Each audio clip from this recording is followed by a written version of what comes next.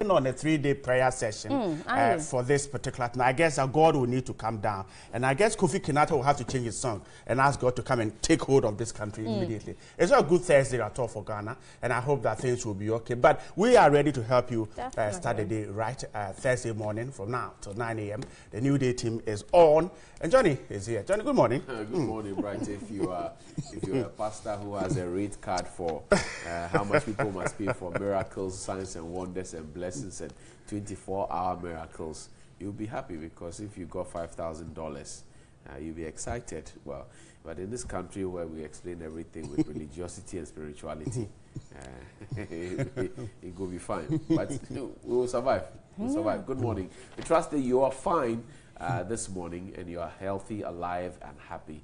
Welcome to NewDay. Johnny, yeah, it's a Thursday, but right, it's what not. do you think? What do you think? No, it's not good. Paying for miracles.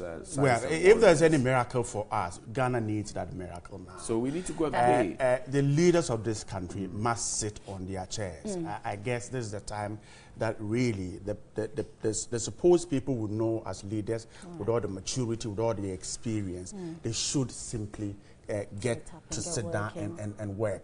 Yesterday I was not excited at all, neither about what the EC chair was doing, and neither about what the majority leader, who referred to the EC chair as the woman, as if he didn't know her name for the first time. I was really sad that this is where we have got into. It's a sad day for me, and as I sit here, I guess that, like I said, I should intensify my prayers for this country right from this day. It's a sad day for us. If Bright has to sacrifice his weekend to go into prayers, it's a very serious issue. But of course, the issues that I fear that the issues might have been prejudiced even before the EC chair got into Parliament.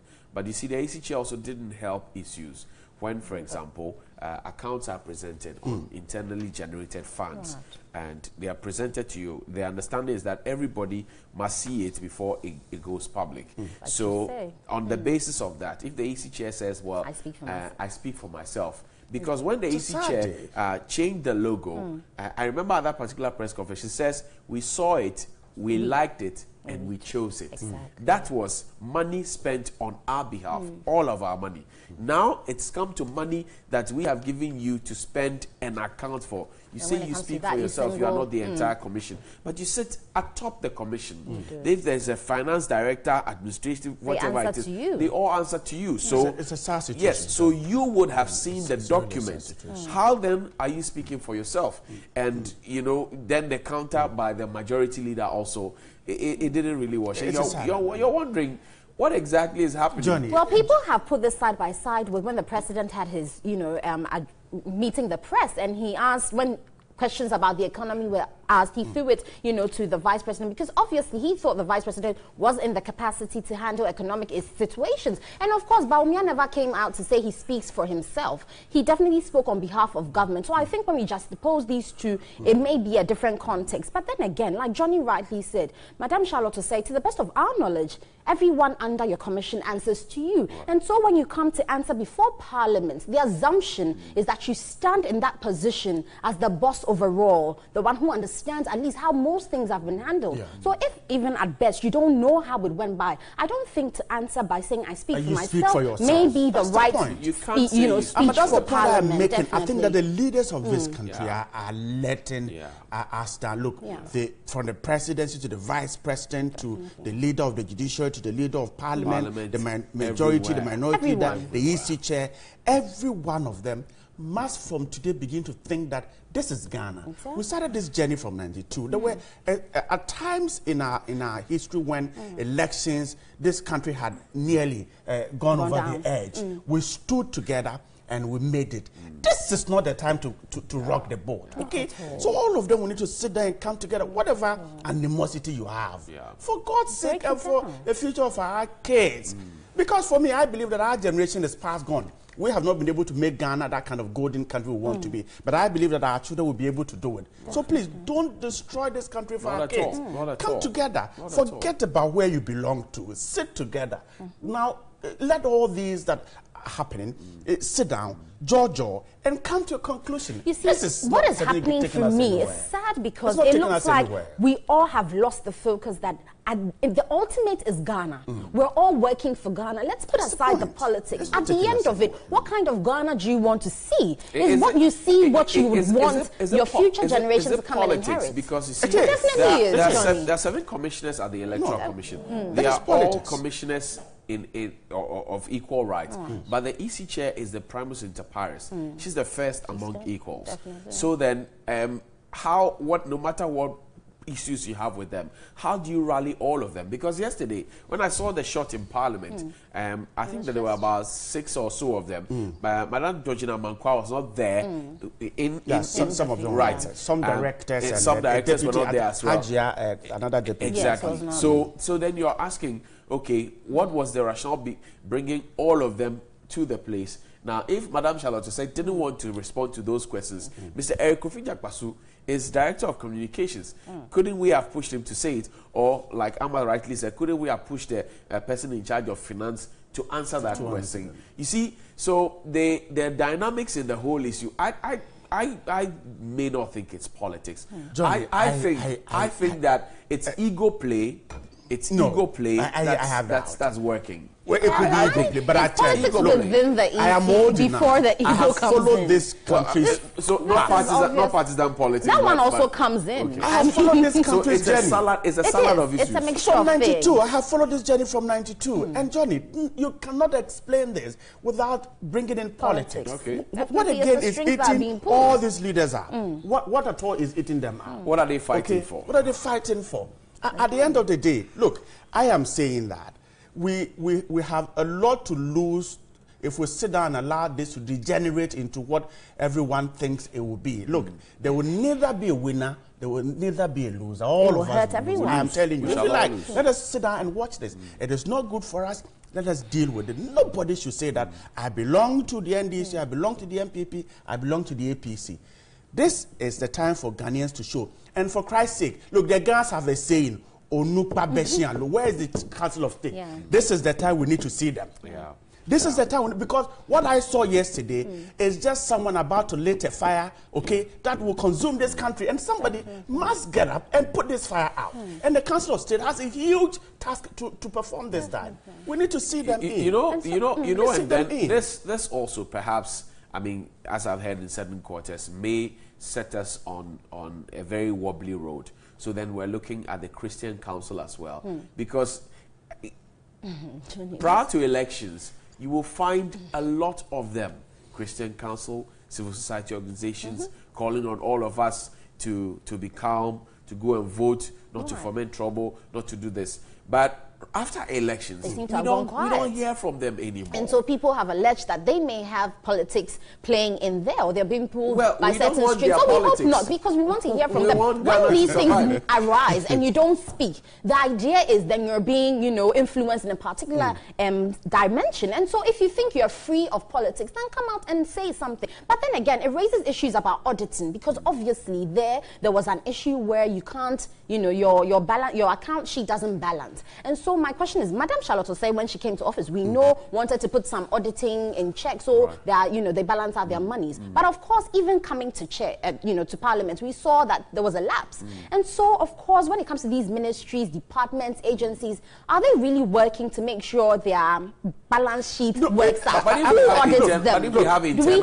we have internal auditors, and this particular one, if Parliament had not called on her, we wouldn't have heard about it. Exactly. And we don't know how many other institutions have a similar problem of where accounts have been prepared and sent to Parliament, because it's money from all of us. It's sent to Parliament that this is our income and expenditure for you. And then you get there only to find that there's an omission and somebody says, come and answer. Like when the auctions were done. Exactly. We don't know where those monies went, and yet we still don't.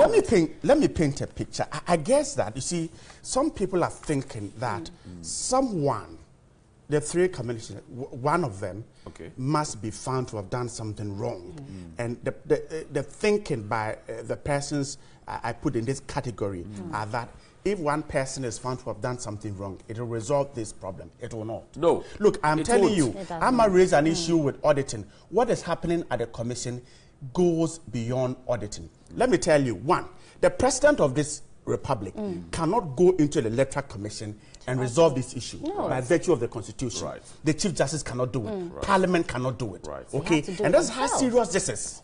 This is how serious it is. Per the Constitution, these three leaders of this country cannot go in there and resolve because of the independence. Exactly. And that is why we need all the people we have, the big men, the state, the Council of State, our top religious bodies, to go in there and talk to these people. Look, as for the figures and the monies and the rest, look, I think that is just the basic. It's basic. Of the thing. Because at the end of the day, there is no institution in Ghana that can be said to be effectively efficient. They have their own troubles. Definitely. But even if you deal with auditing issues, can the chairperson continue to work with Madam Georgina Opoku, Ms. Amadou Sule? We saw yesterday that even in Parliament, it took members of the House to get the two to sit together. Right. And that's how serious it is. Right. So please, it is not about the figures. It is not about the contract. We need people to sit the three of them down and talk to them. But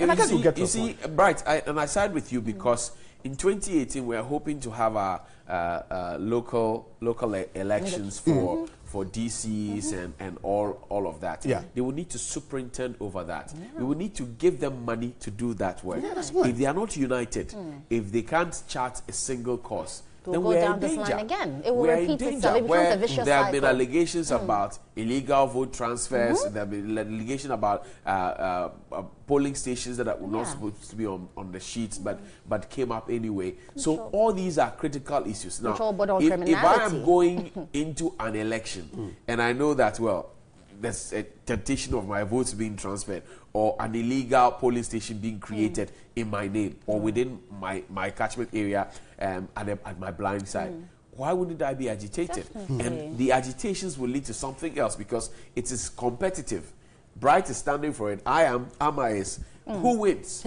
If you win, I will challenge it. Exactly. If I win, you will challenge it. And then where do we stand? So the credibility of the Electoral Commission, the integrity of the Electoral Commission, please. Good morning to you, Mrs. Charlotte Osei. Good morning to you, Mr. Amadou Sule. Good morning to you, Madam Georgina Amagwa. Good morning to all of you and all the other commissioners. Please, put your house in order. Please. Exactly. Well, I guess Greater Works, how many more days to go?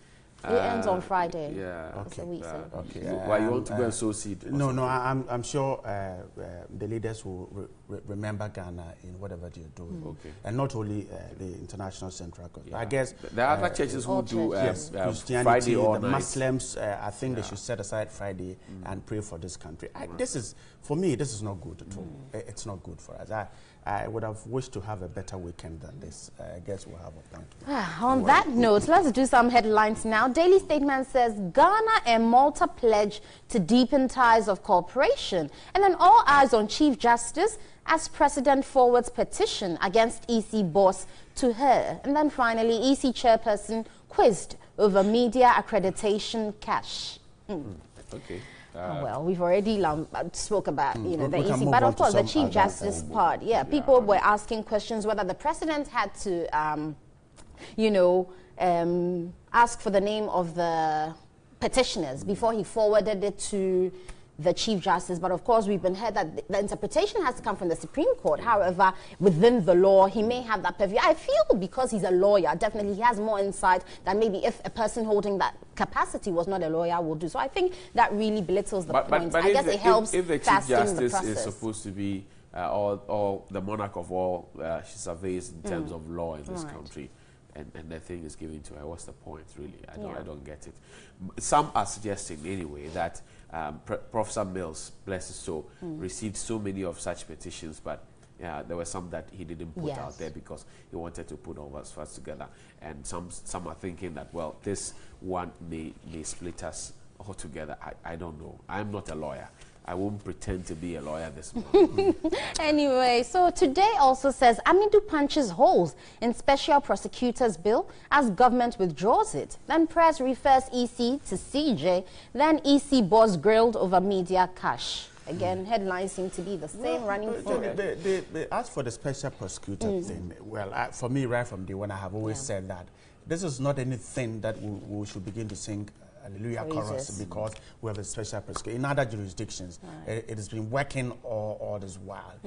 I think what we have simply failed to understand is that we need to fight corruption. We have adequate laws. Right. Look, I was sad when we all agreed as a country that the person whom the Constitution has given the power to fight corruption cannot fight corruption because he or she at a particular point sits in government and cannot prosecute his colleagues who are found culpable. I was sad. I mean, this is an admission of a society that has failed because we have given the power to this person to fight fight corruption.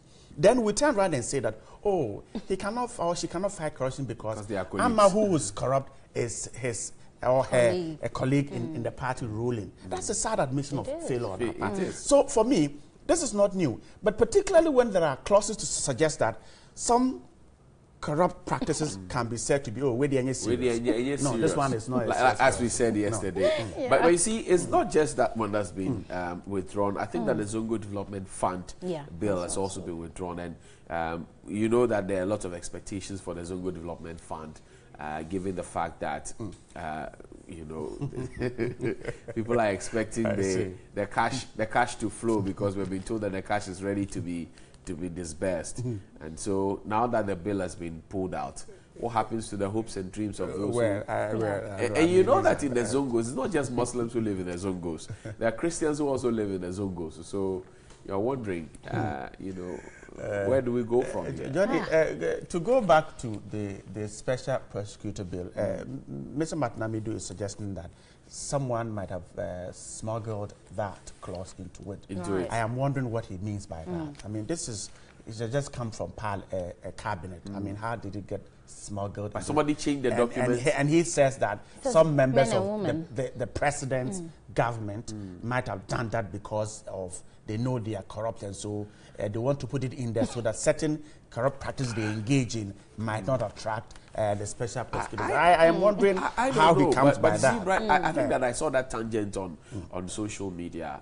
Some persons on social media saying that because I said that, well, I had read the bill, I had seen it, and I thought that it was a good start if we push it this way and push it that way. Then someone came and says, which version did you read? Then I asked, how many versions do we have? Because what I got was from the presidency through our presidential correspondence. So which one are you talking about? Johnny, so let us assume that the bill, after being pulled out of Parliament, will be relayed and then it is passed. So I guess the first job of the special prosecutor to try and find out who inserted that clause. The men of in the special prosecutor's bill, or you find that there's supposed to be a board appointed, and the president has 3 slots in there. And for me, what we're trying to fight is what perhaps we're trying to create. Put in, right. Yes, because if the question is that is the president who appoints the Attorney General, and he has other colleague ministers, and so may not be able to prosecute them. Now the president has a chance to appoint 3 members of the board who will superintend over what the special prosecutor does. And so where did we go? It was all smarts this morning, reading through what's happening. But hey, this is Ghana. We'll move on. But, definitely, we have to move on. Nigerians have decided to reduce the age where you can become a president. So. Now, at 35 years old, you can become a president in Nigeria. Why? Is it because of the happenings of Yard? We've seen that when you grow older, you bring problems. You'll be traveling to UK and allowing your plane to wait for you. Anyway, guys, at this point, we'll take a break. We'll be back. Stay with us. All right.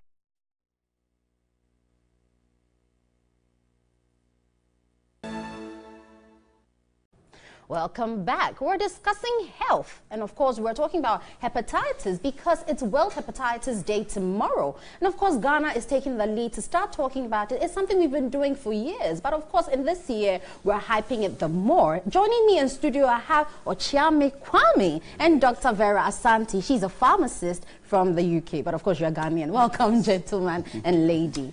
So let's talk about hepatitis. I know viral hepatitis has caught on with Ghanaians because recently you have people coming into the hospital and actually asking to talk about, screen for hepatitis B, which is interesting because you have been doing this for 8 years. But tell us a little about your journey so far. Okay, so 8 years ago, I went, I was getting sick on and off. Right. So my doctor asked me to go and test for malaria, this, and that. And then after the test, I realized that the hepatitis screening was a little expensive. It was like $40.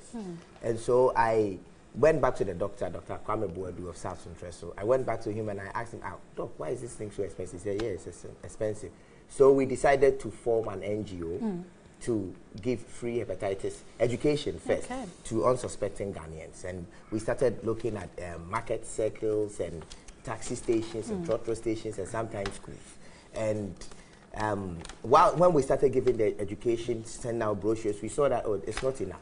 So let us add free screening. Then we did the screening for a year.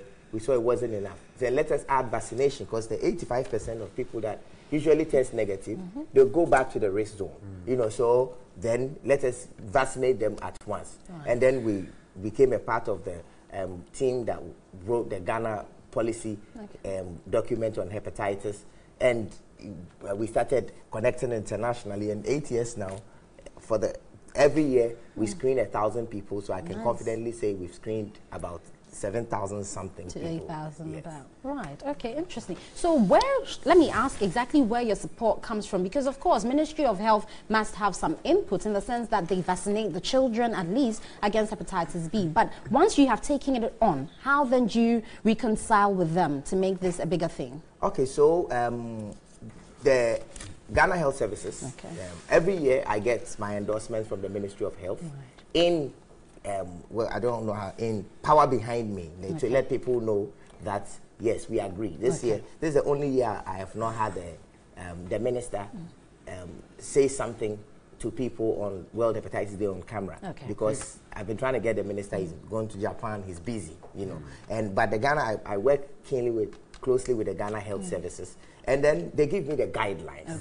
But we all know that when it comes to public health, you need a lot of money for advocacy, for printables, for that, to rent a tent, to do that. So MDS Lancer Laboratory, they've been with us for 5 years, and every year they come on board to do the screening for free. And then sometimes MTN Ghana Foundation, they also help us with the acquisition of the vaccines and money for awareness and this and that. But predominantly, I can confidently say that I am the one that leads the way. So every year, a piece of my money will go into it. But last year, I got the award in Cincinnati for the key to the city. Right, congratulations. Thank you. City key. Yes. I even wanted to lock up the city. Take it off. For the key to the city. And before then, the World Hepatitis Alliance had made me the Heptivist of the month of October. Like all the people working on hepatitis in the world, I had done the most work. Right.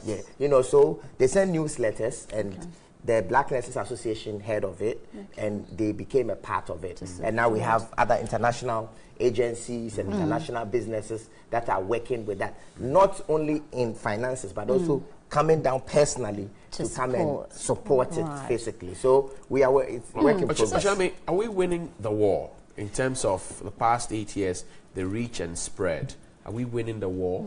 I think so. Before, when we started, especially you go to a place like go up north, and then people felt that if you were tested hepatitis positive, you had been cursed or you were bewitched, or the perception about the disease alone. I remember that when about 5 years ago, we go to KLUST, and the girls and young people that we are targeting will not come and test because they are afraid. Because there's a stigma to it. There's stigma to it. But now, when we test, we get 20, 18, 90. We get people coming out because the awareness is increasing. I know for sure that when we started hepatitis, the WHO statistics said it's 15%, which means 1 out of every 6.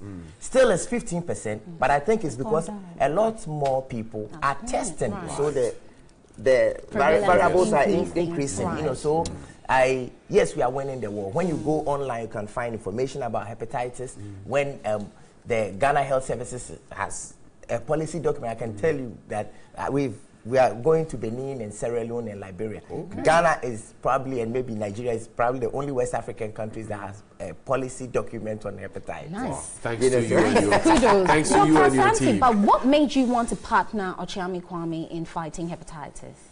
Oh, yes. What he's been doing is very commendable. And we have to support. Right. I personally, I'm a big advocate for community service and public health. And so when I heard what he's been doing, I just wanted to join him and embark on this journey with him and support him in any way that I can with the resources that is available to me and the skills that I have. Very well. Anyway, guys, this is all time will allow us. Thank you so much for joining us. I thought we were going to talk about when we're having the screening, definitely. Yeah. So tomorrow is World Hep Day. And so we want people to meet us at Labauleshi on the Legon Road. Okay. You know, when going from Legon going to East Legon. Okay.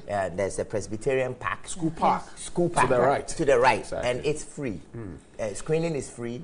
Vaccination is free. Information is free. And then we are bringing doctors to explain what the disease is in P, GAN, and away, you know, and then also when you are, even if you test positive, we have clinical psychologists to talk to you and lead you to Kolebu and Ridge Hospital. We have hospitals, doctors who are ready. We'll give you telephone numbers so that you don't go and waka somewhere. But what time is it starting? Exactly. So we start at 9 and then we end at 4 because when it gets dark.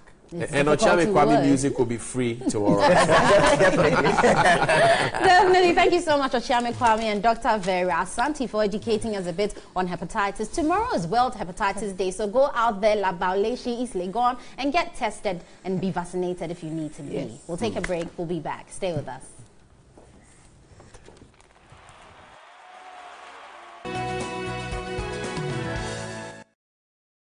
For the news, good morning. My name is Wendy Lai. President Akufo-Addo has forwarded the petition presented by a group called Concerned Workers of the Electoral Commission to the Chief Justice. The group is calling for the impeachment of the chairperson of the Electoral Commission, Charlotte Osei, accusing her of being incompetent and autocratic. Here's a report by Komla Kluchi. The controversy at the Electoral Commission has generated a heated debate widely across the media landscape. Accusations and counter-accusations from the feuding factions have been thrown into the media space. The president has invoked the dictates of Article 1463 of the Constitution. This afternoon at 12 o'clock, the president forwarded the petition that had been given to him by the concerned staff of the EC to the Chief Justice for action. The Director of Communications at the Presidency, Eugene Ahin, explained the delay in forwarding the petition to the President.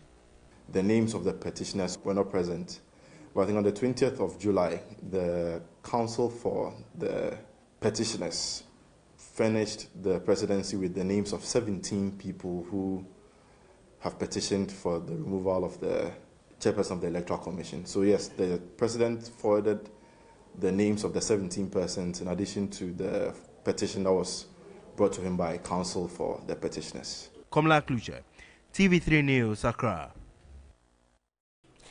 A chairperson of the Electoral Commission, Charlotte Osei, says 42,710 Ghana cedis was received by the Commission for media houses for accreditation cards for the 2016 general elections. She says 42,713 was paid to printers to print the cards. She was briefing members of Parliament on the total amount collected from media representatives for covering the 2016 elections, as well as replacement for lost and misplaced voters' ID cards.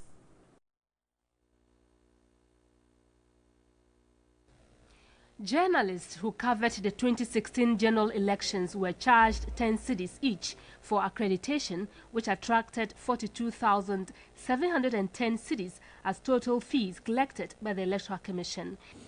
We had 4,271 applications from interested media houses for accreditation.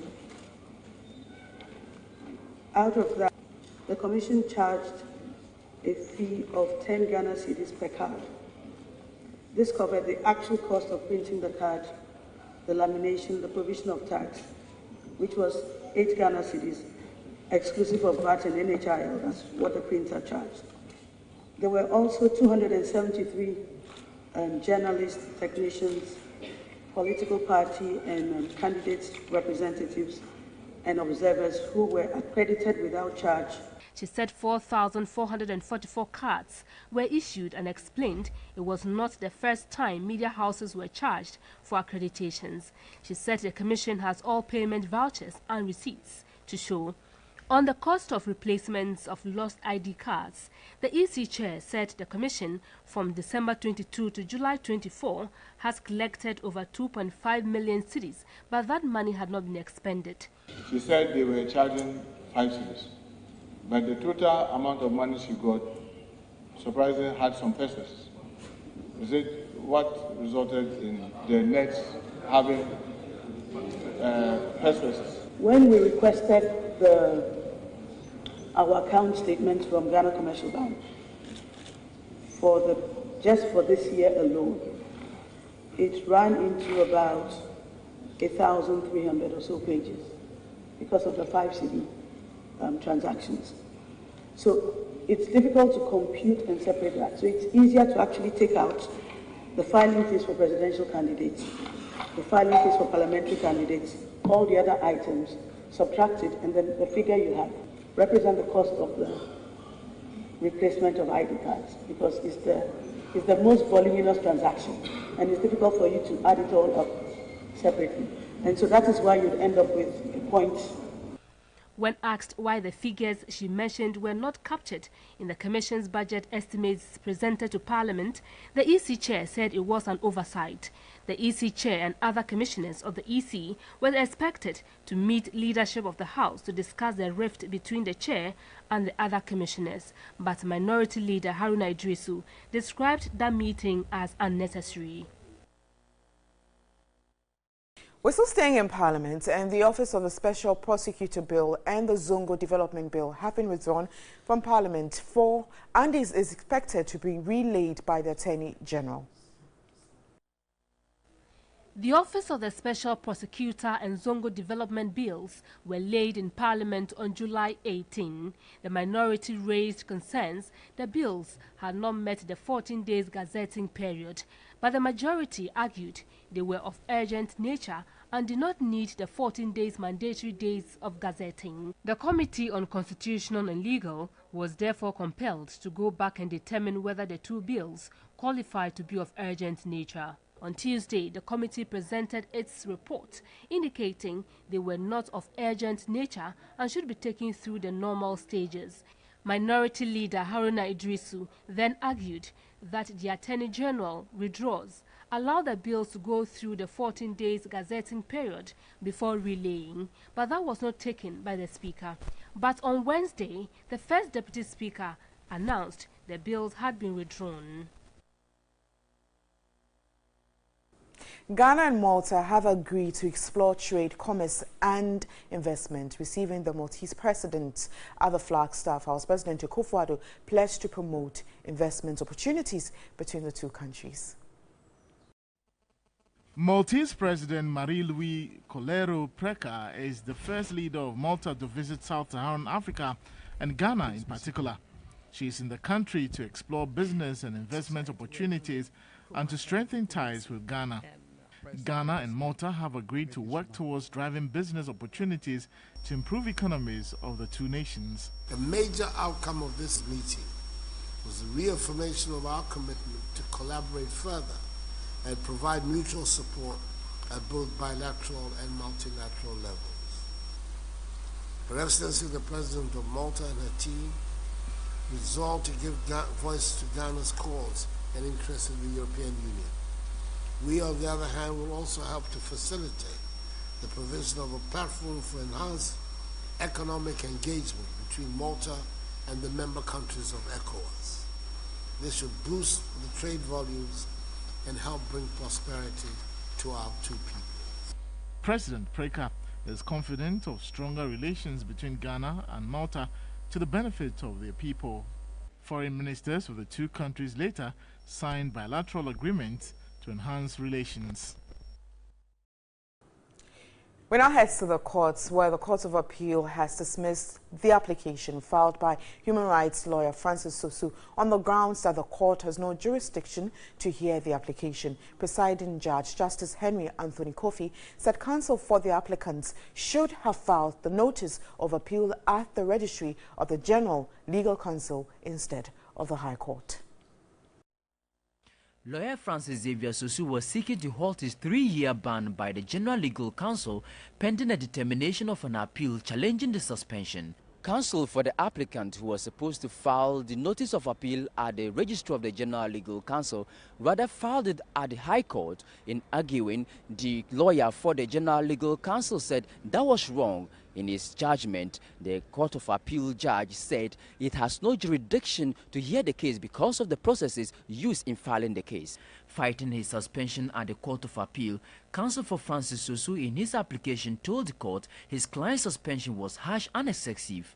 In his argument for the stay of execution, Samuel Kujo said the appeal had a chance of succeeding and therefore it was in the interest of justice for his client's suspension to be halted until the appeal was determined. He told the court his client would lose greatly if his appeal did not succeed and a stay of execution had not been granted, and added his client was not engaged in any other business apart from being a lawyer. The lawyer for the General Legal Counsel, Kizito Beju, described the application for stay of execution as incompetent in his statement of opposition. He stressed Sosu failed to properly invoke the jurisdiction of the court by filing the application at the Court of Appeal. He stated that what he should have done was to file the appeal at the General Legal Counsel, since the disciplinary committee was a quasi-judicial body.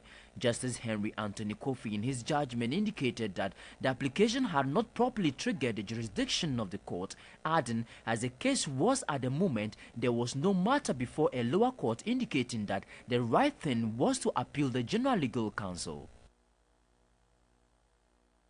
And judgments in the assault case involving the Belempe branch manager of Mawako restaurant, Jihad Chaban, has been deferred to August 2 following efforts at an out-of-court settlement. Jihad Chaban is standing trial for assaulting Evelyn Boache, a caterer at the Mawako restaurant.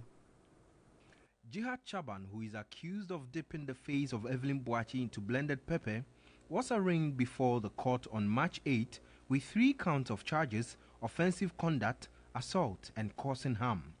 He pleaded not guilty to the charges.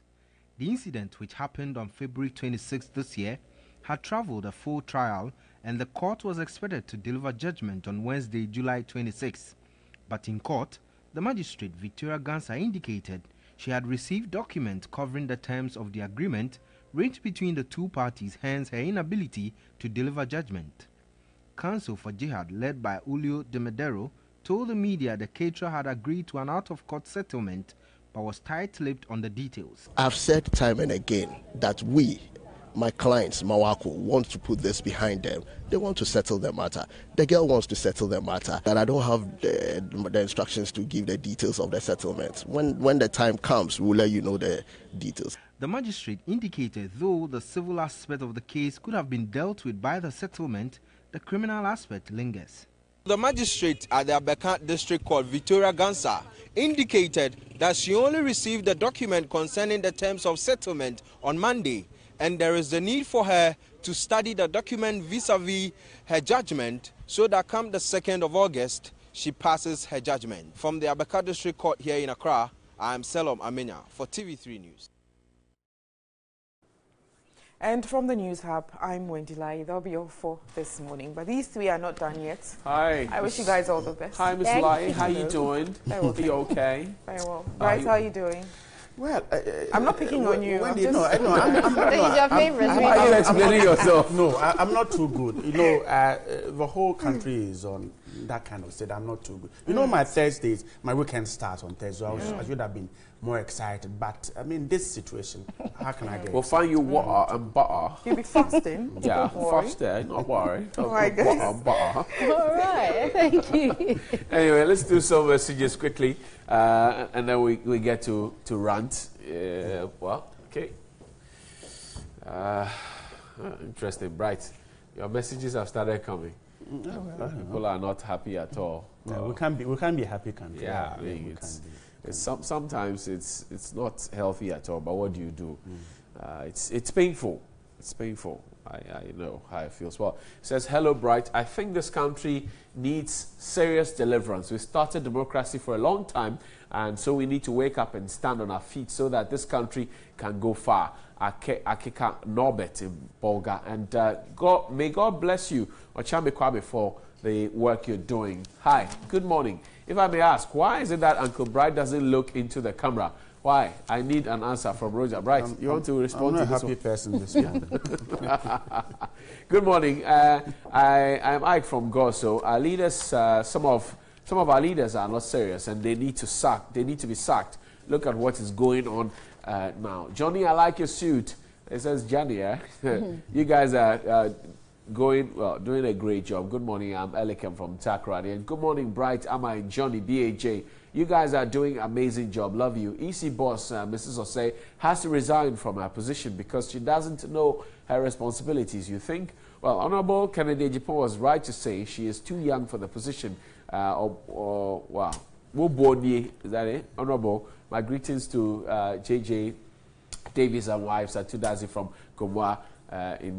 Maybe finally, good morning to you, Bright, and your team. My name is Isa Ishaku, a peace-loving advocate inside Zabzugwa. Democracy has achieved a tremendous international reputation as the best in West Africa. Therefore, political interference with EC managerial affairs, irrespective of whoever is in charge, will not only undermine the credibility and the integrity of the EC as an independent constitutional body, but also to make it incapable of living up to the expectation. I believe the EC looked proper, laid down conflict resolution mechanism, hence the recent Brouhaha peace be within the EC. Anyway, guys, let's run. So we're hitting the streets of Accra to ask you, Madame Charlotte Osei was in Parliament yesterday. Were her answers good enough for you? Liz Stowell has runs this morning.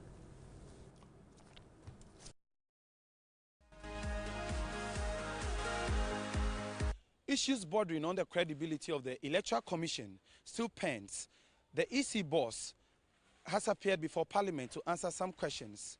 On the other hand, civil society organizations have called for a commission of inquiry into allegations that had been meted against the EC boss, Charlotte Osei. We are here to find out from the public. This is Daily Rant. Let's keep the discussion going. The issue still pens concerning the credibility of the EC. What is your take? I think that, first of all, this issue borders on the integrity of the Electoral Commission, not the individuals, but the Electoral Commission as an institution. I mean, per constitution or per the laws that governs the impeachment of the sort of person Charlotte Osei is, which is equivalent to a high court judge, the position she occupies. This whole petition ought not to have been taken to public. But what do we see?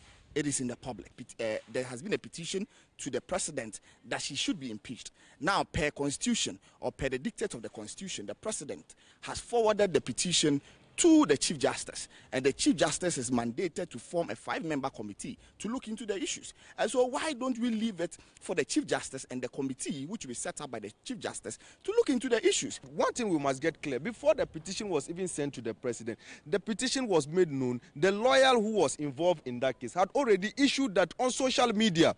So now, I think that I heard a lawyer speak on the issue, and he's disclaimed the fact that he made it known to the public. He said he doesn't know anything about it. Not to sway.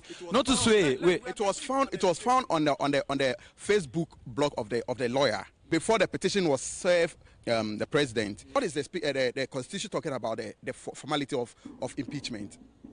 Petition have to be sent to a president, and the president have to send it. Shall send it to the word is shall send it to the CJ. You understand? And the CJ have to form a 5-member committee to look into the case, we have an internal wrangling within the EC. So how are we going to do? It has to do with, according to what is going on, we are yet to find out the substance of the whole issue. Now that, as it stands now, nobody knows the substance of the case till investigations are commissioned into the issue so that we'll get to know what is happening. I think this whole Buhaha issue, we have to take it from a perspective where it should be of a national concern. We shouldn't leave it for some small individuals to take it on the to the court of public opinion to ridicule the institution. I think the credibility of the institution should be at our paramount. The fact that the matter has been sent to the city doesn't mean you see what my brothers are saying. We are talking about the credibility of the institution. The moment that they've set an investigation team into the institution, that means that the credibility of the institution is what? Is down. You see, I think that this whole issue has been reduced to petty party politicking, and which, I mean, we need to look beyond that as a country if really we want to, I mean, move forward as a country. Now, let's discuss this devoid of partisanship. If you have written to the president for an impeachment process to start against the commissioner of the commission, why then do you write to Yoko for another investigations to be carried out? It means that there are some invisible hands which are pulling strings from behind. For us to have a national look at this issue, there's the need for us to devoid politics and to make sure that petty party politics is expelled from this issue. When the appointment of Charlotte Osei hit the airways, we had a lot of issues, chimeras surrounding the issues. So today, if 3 commissioners have found themselves in such a brouhaha, an investigation is conducted into the issue and all of them are found guilty and they are supposed to resign from their positions. It means that the president, the sitting president, is going to appoint a new leadership. Would you imagine what will happen to our political system in this country? We can imagine how the country would be sharply divided. And I'm saying that the integrity, credibility of the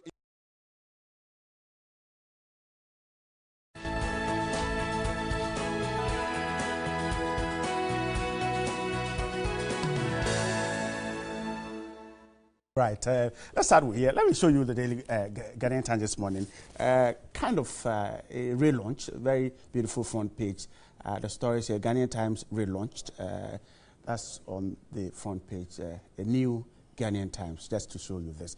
But the story is captured here. Court throws out Xavier Sosu's application to overturn 3-year ban.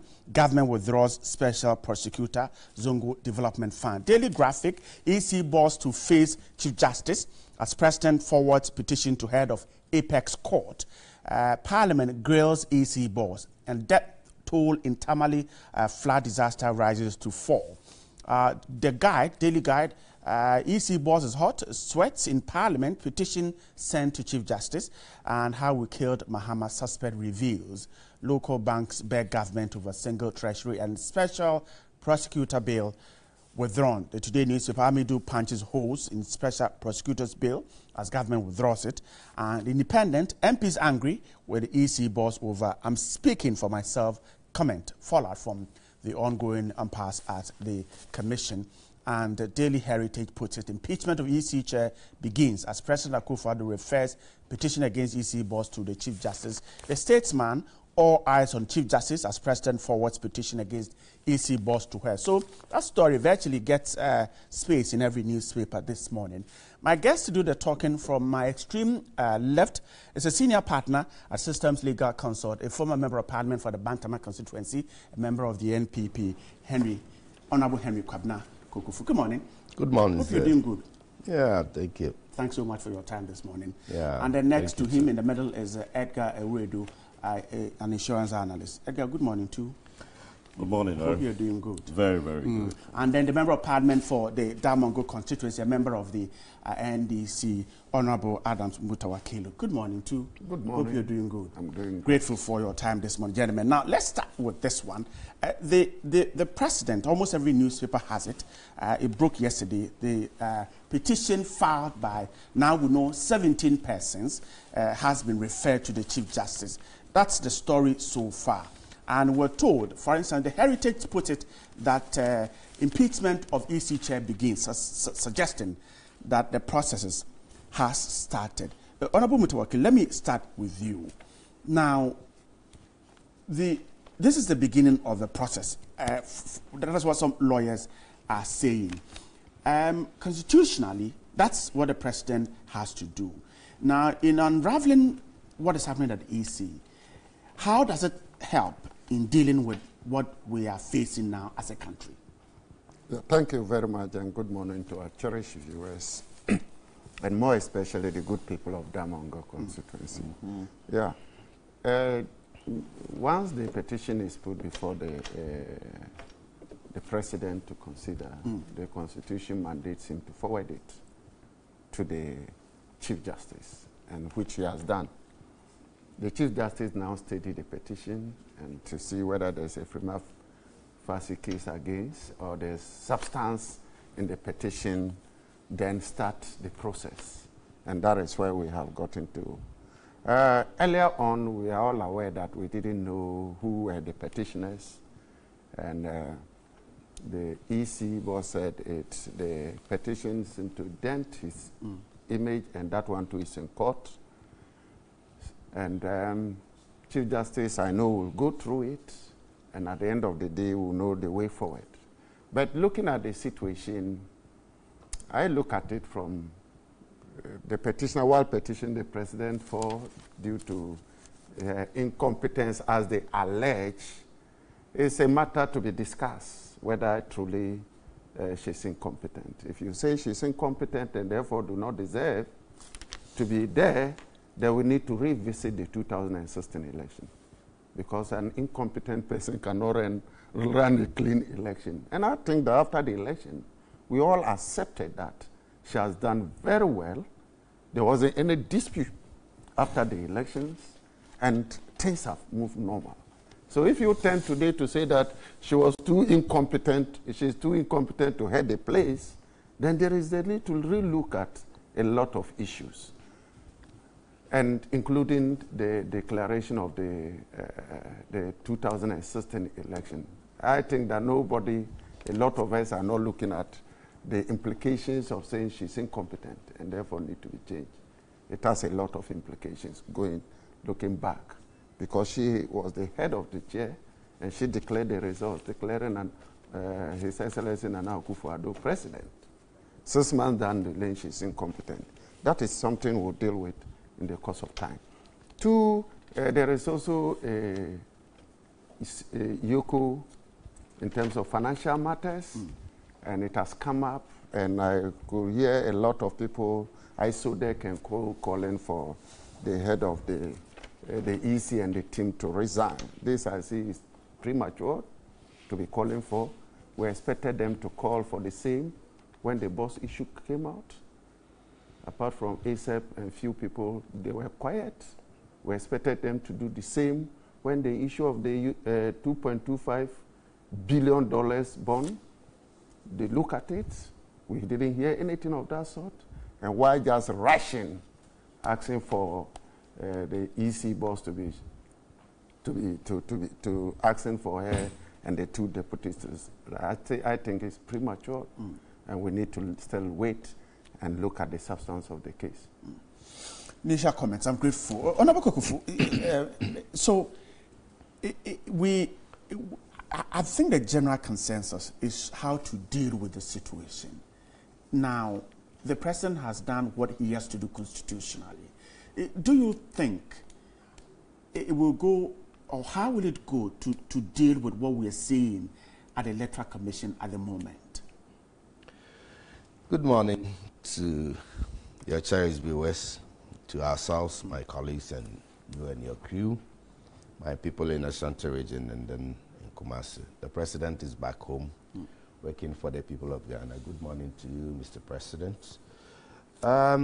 It's as simple as ABC. You said the process has just begun. Petition has been filed, and as the law demands, the president, upon receipt of such a petition, has no option under the sun than to forward it on to the Chief Justice. And so the president have done just that. per Article 1463. Now, the ball is in the bosom of the Chief Justice. The law enjoins the Chief Justice to study the petition, go through it, and then try to find if there is substance in whatever is being alleged. In legal parlance, we call it prima facie case. So then, the real process of impeachment, whether it should begin or it should go on, will actually begin. And if it is not, if it's otherwise, then it's truncated at that level. In the process of, in an event that the Chief Justice finds something substantial, then she goes ahead to establish, I think, a 5-member committee to look into the merit of it, and then the allegations and all those things. Then it will follow on.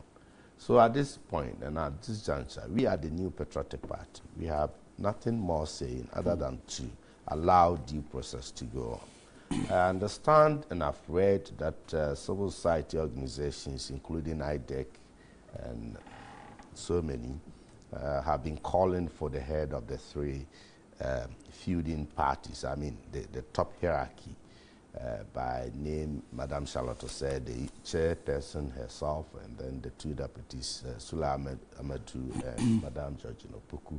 They've asked them to step aside whilst all these processes goes on. We do not bother that much on those things. We think that the due process must be followed. And I think the President has set the ball rolling, passed on the baton to the Chief Justice. We should all be waiting to see. We should all have patience to see how things unravel. So at this point, we are not... These are your initial comments. Yes. I'm grateful. Edgar, could the President have done otherwise? He's a master of all.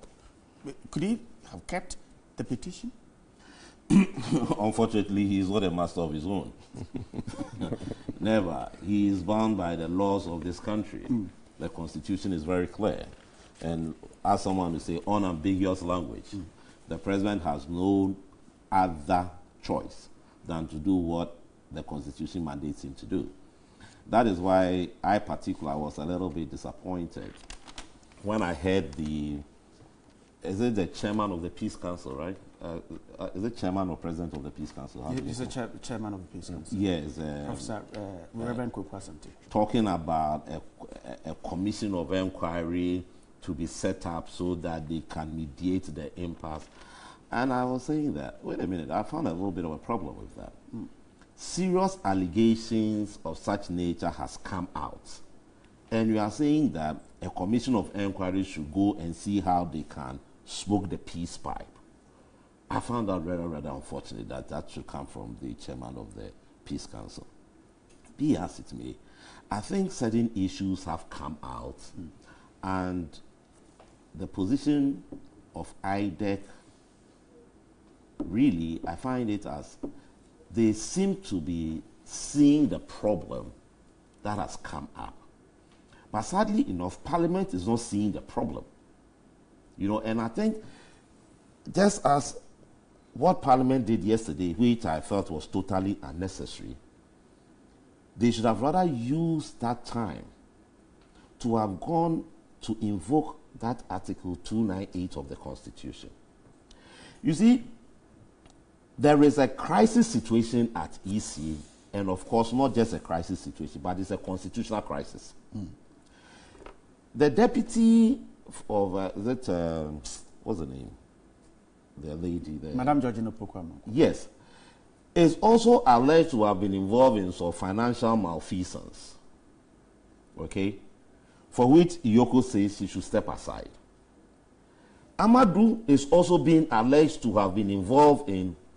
Perhaps you're referring to Director of Finance, whom Iyoko is asked to step aside, not Madame Georgina Opoku. Yeah, no, she has also come out with allegations. That's the problem. Right. She's also come out with allegations here and there.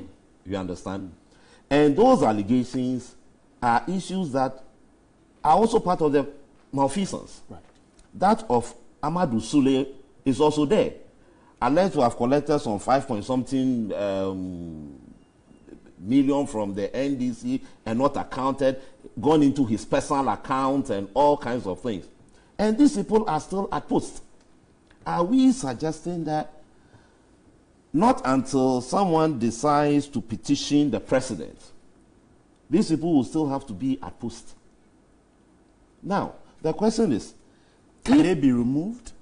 That's what I'm saying. Asked to step aside? That is what I'm saying, that there is a constitutional crisis here, and that's what I was expecting Parliament to have seen. Because serious allegations have been leveled against these two other the deputies. Okay? And they are still sitting in office. Because we can't remove them. It's not a question of you can't remove them. You don't need to remove them. What do we need to do? And that is why I'm saying that there's a constitutional crisis. Because if allegations of such nature are leveled against themselves, all bordering on malfeasance, what do we do? And that is why I'm saying that there is a constitutional crisis there. Because one of the things that you must look at is this. It is not a question of removing somebody. It's a question of having those allegations investigated to authenticate the seriousness, genuineness, or otherwise of those allegations. So far as it stands, all those allegations that has come out, what has been done about those allegations? Now, the other aspect of the matter, too, as I'm seeing, is this. The commissioner, as we say, same terms and conditions as a Court of Appeal judge. The two other deputies, terms and conditions of the High Court judge. So if malfeasance has been established, or should I say it's been alleged, is alleged against a High Court judge, how does the Judicial Service Act handle these matters if these people are supposed to be under the same terms and conditions? I know, for instance, that in the case of the judiciary, when an alleged bribery case or something is said against a judge, a letter is going to the judge will have to respond to the letter, just like my brother was making a case of prima facie case. If it is established, then they set the whole ball rolling, okay, as to what must be in there. As we see today, all those allegations that have been leveled by those two people and against those two people, what are we doing about it? And that is why I'm saying that there's actually a constitutional crisis. I saw Honorable Mutawakilu shook his head. You see, there is no constitutional crisis? No. First of all, the matching he did, we have to be very careful. If you are raised to the status of matching somebody, doesn't mean the rules in that legal profession must rule. For example, Parliament's committee, when we sit, is that of a High Court. Doesn't mean that the High Court rules or that in terms of processes, in terms of financial malfeasance must be the same. We have to be very careful there. It doesn't make me a High Court judge and doesn't put me in that profession. What is it's only giving you some powers to be able to work. So we have to be very careful there. Two, if financial malfeasance comes up, which are alleged, one of the institutions to handle it is YOCO. When YOCO comes out with proof, then that is where the next step comes in. YOCO is doing the work. So I don't see why we should say a constitutional matter and Parliament should have done that. Let me also distinguish this. A member file a question, just like we invite ministers to answer questions. But when it comes to people who are not ministers, we have committee of the whole. So once that question, if the chairperson had been a minister, he would have just appeared like the way we ask ministers questions and they answer. But because that person filed a question, a member filed a question in respect to a specific, how the media paid and that of the ID card when they were sold out. It should be a committee of the whole because she's not a minister. So it's not extraordinary that she came, because if I file a question inviting her for a specific issue, the same thing will happen. It's different from the leadership of Parliament inviting her. And after the questioning, I think they had a leadership meeting with the EC. So we have to delink. It's not like exceptional that she came to Parliament. Any member of Parliament, when you file a question and that person is not a minister, the person comes to meet the committee of the whole. It's like a committee meeting. The whole house. I see. Okay, those are some answers. Honorable Dr. Kwabena Kukufu, so do you see this constitutional crisis that we're talking about? Not really. We haven't gotten there. We still have an EC chairman at post, so to speak. And the Constitution does not say that once petition has been filed, given to the President, 1463 invoked, the person against should step down or anything of the sort.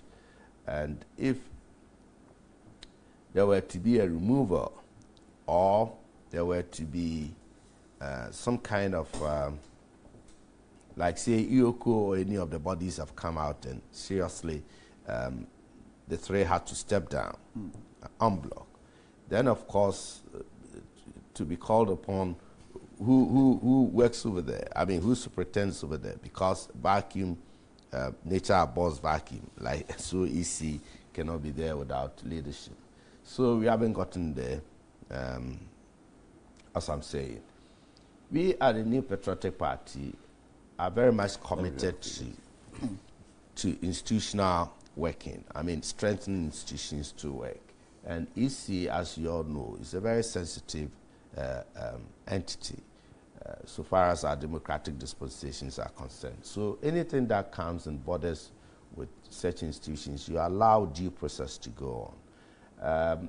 I'm aware of court of public opinion, and we've been all subjected to whether the executive, legislative, and the judiciary. Remember when the judiciary got exploded? All kinds of things and all that, and people read meanings into.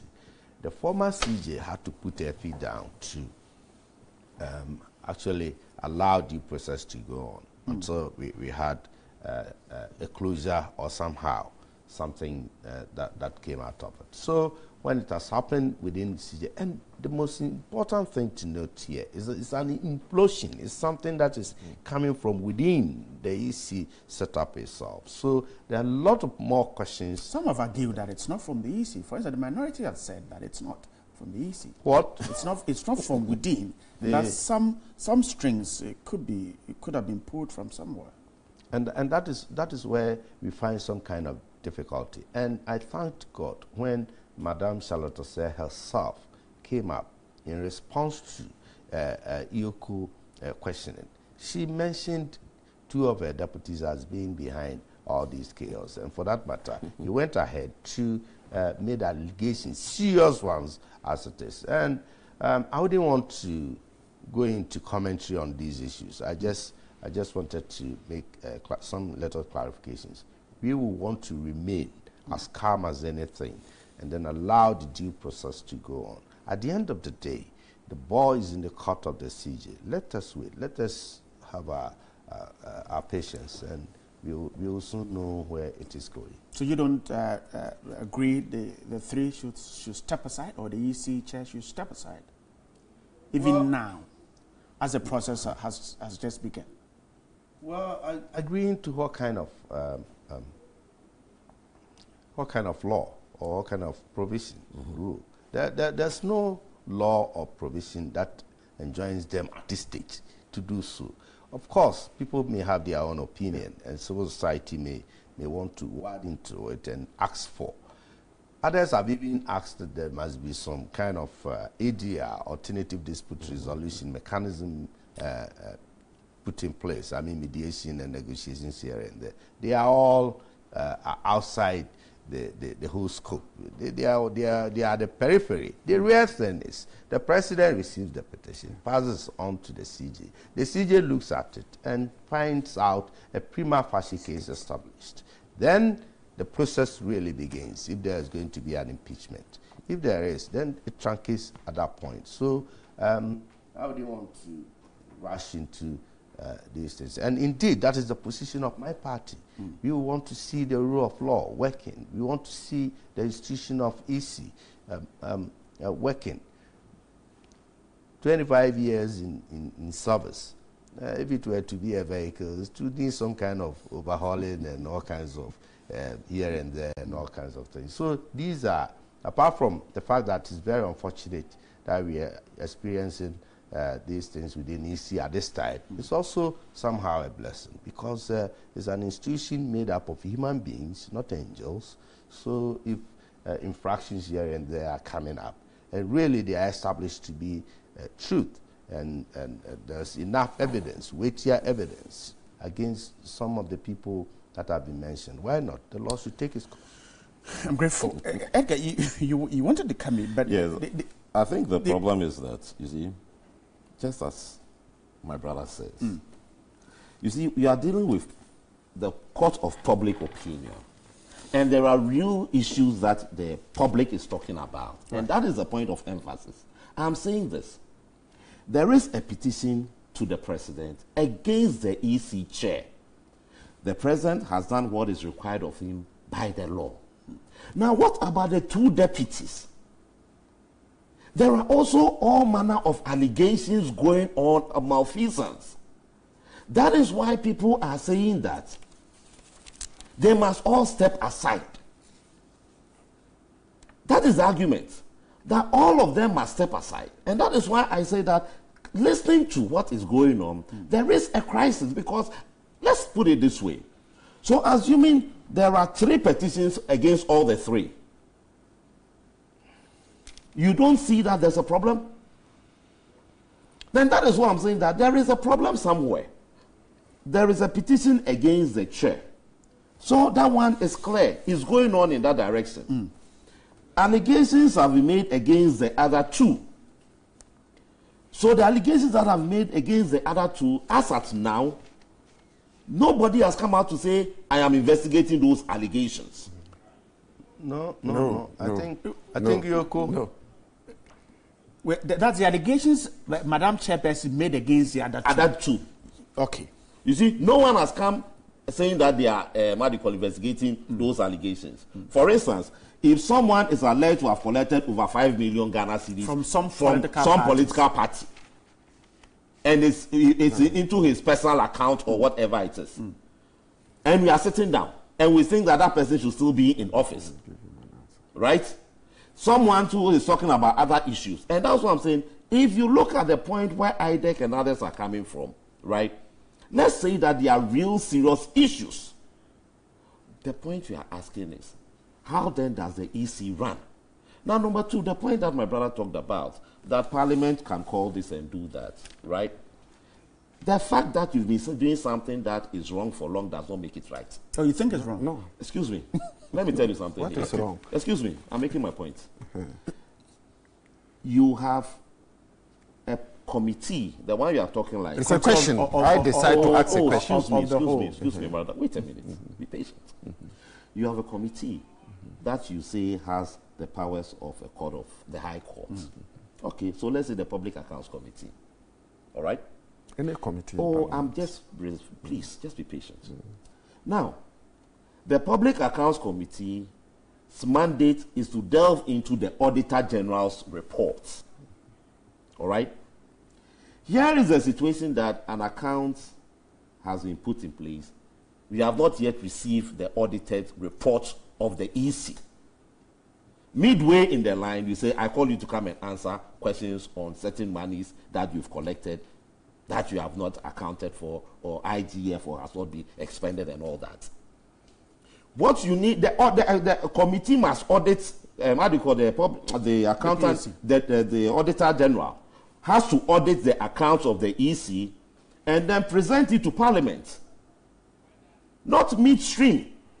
So it's just like you're saying that you've given Ministry of Energy some monies to use, and the Ministry of Energy has been able to collect monies from some place. Then you call them midstream that they should come and answer why this money. There's a member of Parliament here. There's a sitting member of Parliament here. I guess you can answer this question. I think he has made 2 statements. Money paid to one of the deputy directors and put it in. He says allegations against them. My brother wants to bring public opinion to that of the rule of law. Let me tell you, yesterday this issue came up. Not only saying that this, even they indicated that the primaries run by parties, the money was taken and put into personal accounts. That's the allegation. Yesterday, the EC said that money is seated in the accounts. So public opinion says this, and because you follow public opinion, you take an action without actually taking a little time to do some investigation to establish. I'm okay. It's very, very important. So it was made clear that the amount is seated in the accounts. In any case, if she makes an allegation, why don't we give the opportunity for Yoko and what have you, who is investigating the financial aspect of it, to take that up and substantiate? But Edgar raises an issue that the allegations against the two deputies, no one seemed to be investigating those allegations. If it is financial allegations, let me Yoko is doing it. Doctor, I get you. Is it financial allegations? Yoko is not doing against it. the director of finance. That one is against the director of finance. Excuse me. Okay. Against the director of finance, in respect of what? Welfare, I think it deals with financial matters. Please, we are talking about specific issues. I said the two deputies. The one that is being investigated is about welfare monies for the staff. Right. And that does not come from the two deputies. Okay, that's okay. So, Honorable, before I go to Dr. Kukufu, Honorable Edgar's issue is that the allegations that Madam Chairperson made against the two deputies are not being investigated. Is it a response? Once allegations are made, Yoko can take steps. I like the language. So yes. So leave Yoko. Can you please let Yoko come out with a report when they don't take care of it. Then we go into it. Once financial matters are made, the appropriate institution or one of the appropriate institutions, Yoko, to take over, and they are investigating. If the EC chair made an allegation, it's good. You can rope it in, and do it. Just before not to say because of the allegations, some people must step aside. Okay, just before if not, I can mention many people. We should have. But I'm surprised at your statement. Then why is it that Yoko has made that must step aside? All right, no, is it the same thing? No, what I'm saying is that you are relating it. You are relating. They are stepping aside to the court of public opinion. Okay, please answer this and let's move on. Edgar's other issue is that now, the House of Parliament did not allow the Auditor General to audit his account and then before inviting the person. Is there an answer to this too? No, a question is a question. I'll file a question, for example. Anybody can file a question. It's a question you want to find out. To an account that is not being audited? No, yes, you can do that. Even if they take a decision today, if EC say they are going to do A, B, C, the Committee of Assurance will make sure. That is what we call the oversight responsibility of committees. It's not to wait until the accounts is audited. In fact, we made boasts before this issue started coming out. And by the time it came out, we had some information and were able to contribute meaningfully. As a committee, you are entitled to do your oversight responsibility without waiting for the Auditor General to audit. I see. But the point is, if I put in a question, I put in a question for Damango Town Water Project. It was to be asked yesterday. But because of this issue, it has been delayed. So any member can put in any question to any of the agencies. And it has to be answered. If it is a minister who should answer it, will appear on the floor of Parliament. If it is the appropriate institution to answer it, then it will be a committee of the whole. Let me get Honorable Dr. Kwabena Kukufu to wrap up on this one for me. And so, well, this is where we are. Parliament has done its job. So perhaps for you, the key thing is that let's allow the process to go on. Yeah, but we should not be confusing ourselves and viewers with what happened in Parliament yesterday. It has, we'll very soon come to that. It has absolutely nothing to do with the petition going on, except that it's one and same persons that are embroiled in there. A member of Parliament fired a question, I think long before even these things came public. Right. And by procedure of Parliament, she's invited in there to face a committee of the whole. Yes, so that one, and I understand they were not even happy with most of the answers, but that's not the issue now. Clearly, what my senior brother seeks to profess is that there's a turmoil in EC. The three top groupings are embroiled in these kinds of accusations and counter-accusations. That makes it so difficult for them to work as a team, as at this point. And the thinking of civil society organizations and indeed Ghanaians that owns the entire country, we want to see 3 of them stepping aside, so whatever investigations that is instituted will be going on. And that I have said, we are not quick in going that tangent. We want to see the law working. Then he says, he comes in, he throws in something. He said, the EC boss, the process is going on her side. However, she had made some serious allegations against her 2 deputies, but nobody seemed to be giving an eye to that. Yoko, my understanding has it, that is investigating some financial malfeasance in the EC. And upon that, one of the deputies, Madam Georgina, has been asked to proceed on leave so that investigation can go on. I think that is the director of finance. The director of finance. That's about welfare matters, about the staff. But then is Madam Georgina Opoku have been asked to proceed on leave? No. Please investigate. Okay, that's not so it is 2 different issues. The Constitution is so explicit when it comes to petition writing and invoking Article 1463. That is for the chairman and is being done. If anybody thinks that allegations against the deputies are so grievous and needs to be investigated, one can proceed to make complaints, one to the CID, 2 maybe to the UOCO or whatever. It's still there. On the other hand, Suomoto, these bodies, I mean, on their own prompting, can also come in and do the investigation. So let's see what follows. In the coming days. All right, I am grateful. Let's stay with the independent newspaper. Now, MP is angry. A suggestion by the chairperson of the Electoral Commission that she was speaking for herself and not the entire commission in an answer to a question by the Majority Leader of Parliament has sparked controversy and has set tongues wagging as to what is happening at the commission. Now, immediately after the meeting in Parliament with EC was a member of the majority in Parliament, Eugene Entry, who filed that question, described the comments and conduct of Mrs. Charlotte as a sad day for our democracy. But a member of the NDC said, and also MP for Adaklu, insists that the criticisms against the EC chair are misplaced. Mrs. Charlotte was invited to Parliament as the chair of the EC to answer why internally generated funds, particularly those from accreditation of journalists, were not included in the 2017 budget statement. The EC boss told Parliament that the IGF was not added because it was an oversight. And so when the House was not impressed, the Majority Leader probed further from the EC boss to find out when exactly she realized the IGF had been omitted. And that is where she was said to have told the House that she is not alone and that there are other members of the Commission who work on this one and they have the answers. And she has not consulted them, and she only have the answers when she has consulted them. Honorable Mutawakilu, you were there. Let me start with you.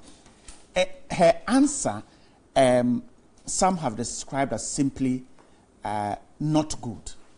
Thank you very much. And it shows division in there. No, yes, first of all, I want to indicate that no minister has ever appeared to answer questions, and it pleases the 275 members, because everybody has a view and an interest in what he or she expects from that person.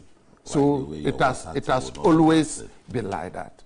But yesterday, I was there listening to the question when there was that omission to include it, and she asked, when did you notice? So that was to her as the EC boss. And I said, oh, it was when this question was filed and the bank statement was printed, and in getting the data and the information to answer the question, that it came to her notice. But before she can answer it, she has to go to discuss with the units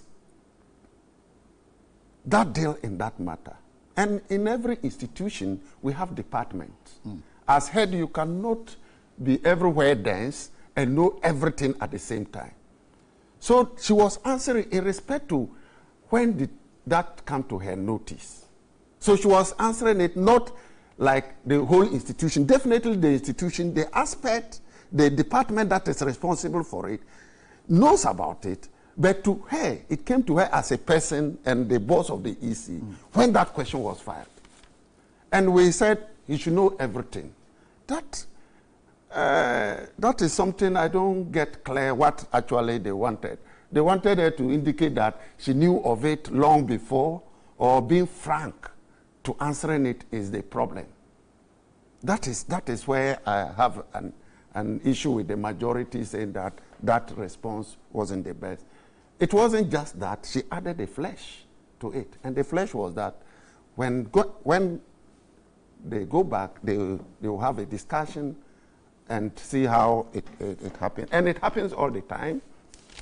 The Minister for Fisheries was in Parliament the day before yesterday. Questions were asked, and she said she has to go back and prepare because she has no much information about that question, and she needed to go back. So for you, it doesn't signal the divisions that people are talking about in the EC? No. It doesn't? No. Edgar, does it to you? Oh, my God. You know, initially I did say that, in my view, right, an account that has not been audited, midstream, you don't call people to come and answer questions. You were against that? Yes, I have been. But having put the question, one of the things that is so disappointing about our parliament is this. When will the NDC come up and say that, look, that is division within the NDC or division within the MPP? When would we ever see that happening in our parliament? Why is it that all the MPP members seem to agree with a position, and all the NDC guys also seem to disagree with a position? At times you ask yourselves that as human beings, I mean, are we saying that we don't have our own conscience? It really puzzles me. Is there anything wrong with them agreeing on a position? We are human beings, my brother. I mean, even twins disagree. So the question we are putting across is very simple, right? My brother is making a point that the woman says she didn't have full detail, whatever it is like. Right. Fine. Because she's not spoken to them. Fine. I don't have a problem with that point, right? And of course, if she's not spoken to the people, or if she hasn't got all the facts available, whatever, it says that, well, as at the time, whatever it is like, that is the answer to the question. Whether you like it or not, that is the answer she's giving. But my problem is, why is it that one side will say, okay, right, the other side will say left? And amongst all those people, so 100 people there, sitting there, everybody say left. All the right people to say all right. Is there a problem? It is a problem. That is why our democracy is still where it is. We've never moved on. Because you see, it's sad. It is sad. The statements are made on the floor, right? When will the NDC man come and say, look, I think I agree with what the majority is saying? When will the majority also come and say, I think that what the minority is saying, I agree? When would we have that kind of discourse go on in our democracy? I think that's why I have a problem, because you are all individuals. And are you sure you are really representing your constituents? Are you sure you are really representing your constituents, or you are there just to go and do it for somebody? These are the issues you should be looking at. I can see the smile on Dr. Kofu's face. Yeah, my brother is concerned about consensus building, and issues are dealt with. Circumstances presents itself as to whether we can build consensus. We agree to disagree. Yeah. That's the bottom line. However, in situations like this, let us not transgress from the issue. Yeah, the main issue. The questioner, the honorable member, poses specific question, and it was not like the question was put to the EC chair there and then, I mean, she had ample time to look for whatever information there was. And she comes to the table knowing that she's well prepared. And then she gives away answers that say she's speaking for herself, and for that matter, she has not consulted those people enough. It goes to reinforce the fact that all is not well within the camp. Otherwise, how wouldn't she have asked for specific answers to specific questions that have been tabled or that it's been filed? My colleague was trying to say that Minister for Fisheries came around, and it's quite a different thing. How different is that? How different? The minister comes to answer questions, and he knows, as much as I know. These answers are provided for the minister by the technical staff and the chief directors and all those people that are there. Particularly, she's so new, about 4 or 5 months in office and all other things. And so it's very, very, very possible that omissions might have been done or something of the sort. But we are talking about a chairperson of EC having been there over years, superintendent over these transactions and other things over a period of time, and then being asked. Sorry, but can we also say that, well, 2 years, she's new, because Dr. Frajan had been there for so many years? No. Do the comparison? No, they were within these 2 years. All these transactions, all these transactions she's been asked on. I mean, she's superintended over. That's why I use the operative word, superintendent. She's superintended over. And for that matter, you cannot say that you do not have answers to those questions simply because you did not consult others. What prevented you from consulting the others? You get me? So we come back to square one, that all is not well within the camp. So you think there's a division? That's why she didn't have all the answers? Yes, of course. There is. And she has said so. It's not me saying. No. She has said so on countless occasions. She has said her deputies are insubordinate, they are disrespectful, all kinds of manner of things, allegations and all those things going on. So clearly, we need not to have anybody coming down to tell us that all is not well within it. It's just a clear. Let me. We all I got you also.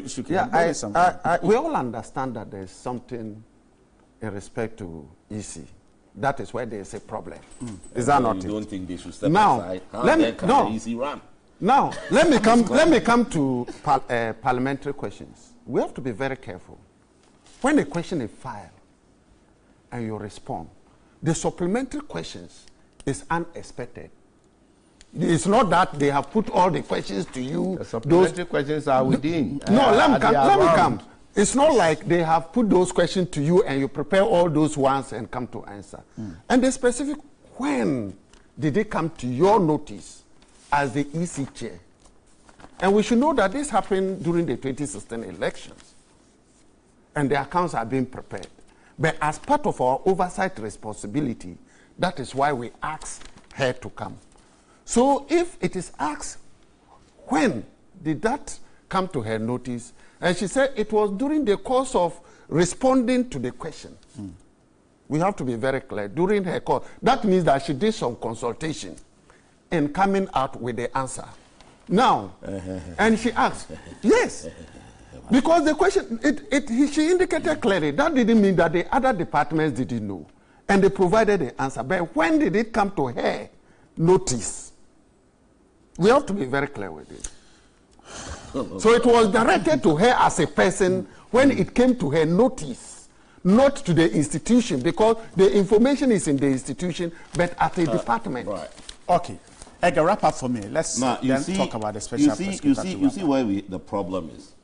The question you asked, it has come to bear. And the fact is that, yes, the three of them are not working together as a team. Right? The three of them, and therefore, if we believe that the EC is so important as my brother was saying, the whole country belongs to we, Ghana. Okay? The human beings, it belongs to us. So if an institution, people are knocking their heads together, the EC chair has come to sit there, and she's made a statement which really shows that there is no coordination amongst her deputies. And I tell you that is where I'm saying that at the end of the day, there's a problem, because some other people too can petition the president that these two people have misconducted themselves and therefore must also be removed from office. And the president will have no choice but also to forward the petition to the CJ. For the two deputies? Yes, they also High Court judges. No. The same thing, removal of, yes. Yeah, of course. Yes, the exactly. process. Yeah. Yes, so then it will go there. Then it means all the three, now we have to establish prima facie case against them. And as and when it will be, how can that office be? And that is why I'm saying that, look, the issues that civil society is raising, the issue that IDEC is raising, is one that we must consider. And that is why I'm saying that if such be the case, if it does happen, then there's a constitutional crisis, because the framers of the Constitution probably did not envisage a situation like that. So then, how then does the EC run? That is why I'm saying that instead of Parliament to have called EC boss to come and answer questions on an account that has not been audited, they should have rather used that opportunity to see how they could have invoked Article 298 so that they will forestall any problems. We were told the House actually met the EC over this very issue of the allegations, even though the minority leader was not too happy about it. He said once the petition has been forwarded to the CJ, there was no need for that meeting. At least that is what we know. But Honorable Kukufu, let's wrap up on this one. So Edgar's issue that someone should also petition the No, I'm not saying someone. I said, I'm saying if some other person decides to petition, right? That's what I'm saying, because they also fall within that same category. In this situation, then it looks like what Edgar is saying is really the case. There's a constitutional crisis, if from what he's saying. If it should go that way. Well, should I take from you that you'll be petitioning? You will be doing something in public.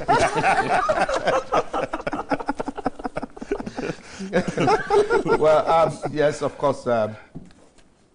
You get to the bridge when you cross it. You cross it. Should, in case something of the sort happens, it's still a process. It may be truncated at the CJ's point, or it may travel into the full scale. Okay. However, don't forget 25 years of Fourth Republican Ghana, Constitution. We are still learning and going through the processes and all that. So I would have loved that at any point in time, we test our laws and governance structures to see the efficacy and the potent of these laws and other things. I would still insist that we should hold our fire, allow due process to go on, let the CJ ample time to look into it. For all you know, and for we, within the legal circles, anytime it's a learning process. This is the first time we are experiencing, or we're going to experience something of the sort. We were fortunate to have the Muntie 3 petition that my colleague and his colleagues signed and petitioned President to get the Muntie 3 out of custody. You are not supposed to respond. Don't mind. Don't mind. At that time, they had the opportunity to invoke. We know what happened. They had an opportunity to invoke a constitutional provision that had never been tested before. So it was the first time. Now here we are. We have this on our hands. Let's see how it proceeds. I'm grateful. Let's wrap up with the Special Prosecutor Bill. The Independent puts it as minority pressure causes withdrawal of Special Prosecutor Bill. The Today newspaper says Amidu punches holes in it. So the bill has been withdrawn.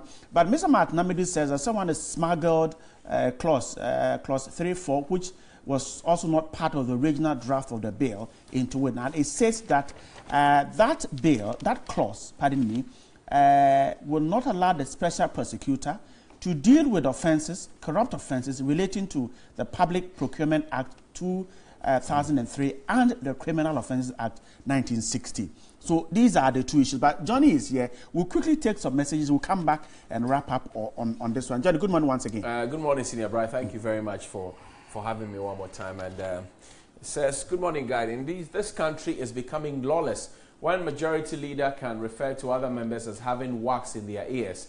If Parliament is lawless and the streets are lawless, then the country is already sitting on fire. Amos from Wager sent that one. And I've been watching keenly your discussion on the EC issue. The reason why the Right to Information Bill needs to be passed with immediate effect so individual Ghanaians and organizations can take such issues up, since none of the arms of government cannot do that at the moment per the Constitution. Parliament needs to sit up and pass the bill. Good morning. My question is, who is the whistleblower and what was the intention? Robert in Mamobi is asking. Frederick says, all that is going on is a reflection of bad blood against the EC chair. NPP blood, jealous deputies to the EC, bad blood from the press, etc. My solution is that the two deputies must go. They are the real problem, not the EC chair. These are insects within the EC fabric, biting her from within. Nana, you are my man this morning. Big ups. And in my view, the simple way to resolve this issue is by allowing the CJ to do its job and bring everything to book. Because as it stands now, we don't know who is saying the truth or speaking the truth. They are doing ego play. Kenzie in West Legon. And this is where our politicians have gotten us to, and I don't blame them. Johnny, please don't spoil my day by saying it's not politics. Sometimes people like me regret for being a Ghanaian. Good morning, Senior Bright. JQ from Pokwas. In fact, Majority Leader Honorable Osechi Mensah-Bonsu should not have referred to the EC chair as a woman. Sent by Amuzu Oscar Solo from Georgia in the Volta region. Good morning, guys. Hey, Johnny. Are you sure? I don't know where is that? Catamante is the same place that got banned some years ago. Good morning, TV3. Please, where is this country heading to? Issues there and there. Is that how it is in other African countries? Hashtag only in Ghana. Victor Vital from Volta region and Nyako. And the last one I was says, it's obvious that the EC boss, Mrs. Charlotte Osei, unilaterally awarded a contract of about $25,000 to a South African company, Quasar Limited, to change and develop the Commission's logo under the guise of rebranding without going through the tender contract to the public procurement. Okay, AU Farouk in Tamale says, good morning to you all. Those behind the removal of the EC boss will be put to shame. And good morning, TV3. My name is Sadiq from WA. Please, must politicians be invited into the EC case? Because these politicians are making the EC chairperson thing so complicated. I think religious leaders and their independent bodies must be invited instead. Good morning, TV3. Bright, please be specific on your questions. The EC boss herself gave a counter-accusation. Are you insinuating that Amadou Sile and Madame Opoku are MPP members? Please, do not put words into the mouth of the people. I suggest all three folks should step aside, period. Vincent Chikpo in Mamprobi. And good morning. The EC chairman didn't run a clean election. The eyes of Ghanaians were open with respect to the 2013 election petition. So electoral fraud was caged, and that's the Ghanaian voter vote counted, which saw the return of the elephant from the bush in 2016. Why is the NDC defending Madame Charlotte Osei? Is asking. Let's wait for the legal structures to address this serious matter of national security and interest. Isaac Owusu is here, KNUST. Bright. All right. That's Johnny, I'm grateful for your time. We'll read more of your comments later on. But let's wrap up with this one. So the bill is withdrawn to be relayed, and Mr. Amidu, a former AG, is raising some concerns about a clause 3.4, which will stop the special prosecutor from pursuing corruption related to Public Procurement Act 2003 and the Criminal Offences Act 1960. Honourable Mutawakil, first of all, a minority on the withdrawal of the bill. I guess you would say that you have pushed for it to be done. It's not push, it's just a matter of legal and constitutional process. Before a bill is laid, it should be gazetted. 14 days, 2 weeks later, 14 days later, late in Parliament. So when a bill is laid, you need to cross-check to make sure that whether all these processes had been followed. We realized that on 14th of July, the bill was gazetted. On 18th, late. And that is where we have a problem, first problem, because it should have been laid on 28th. After the 14 days, you now can lay it, and it can be taken through the process. And two, should it be agent? A bill of this nature. Agent means it can be taken one day. We go through it. Passed. The committee sits on it today, comes to Parliament, we pass the law today. A bill of this nature, do we need to be rushing over passing it within a day? That was another question. And when the committee met, I think they all agreed that they should allow the normal process to go through, and therefore came back first to ensure that the committee cannot withdraw the bill, but the committee can change it from agent to a normal bill. And then it is the minister, the attorney general, and minister of the who drafts the bill. It is that they draft the bill and bring it to Parliament to now come and withdraw it. I believe that it will be relayed soon to meeting the legal and constitutional processes. It will be relayed.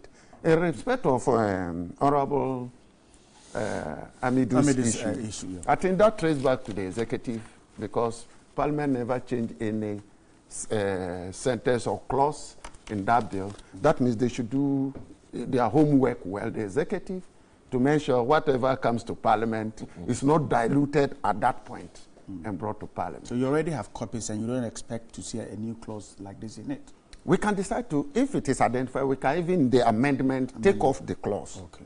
Yes, you just remove that clause from the amendment. We're getting well, I'm only, I'm a little surprised that someone like Martin Asiedu has to come out this way.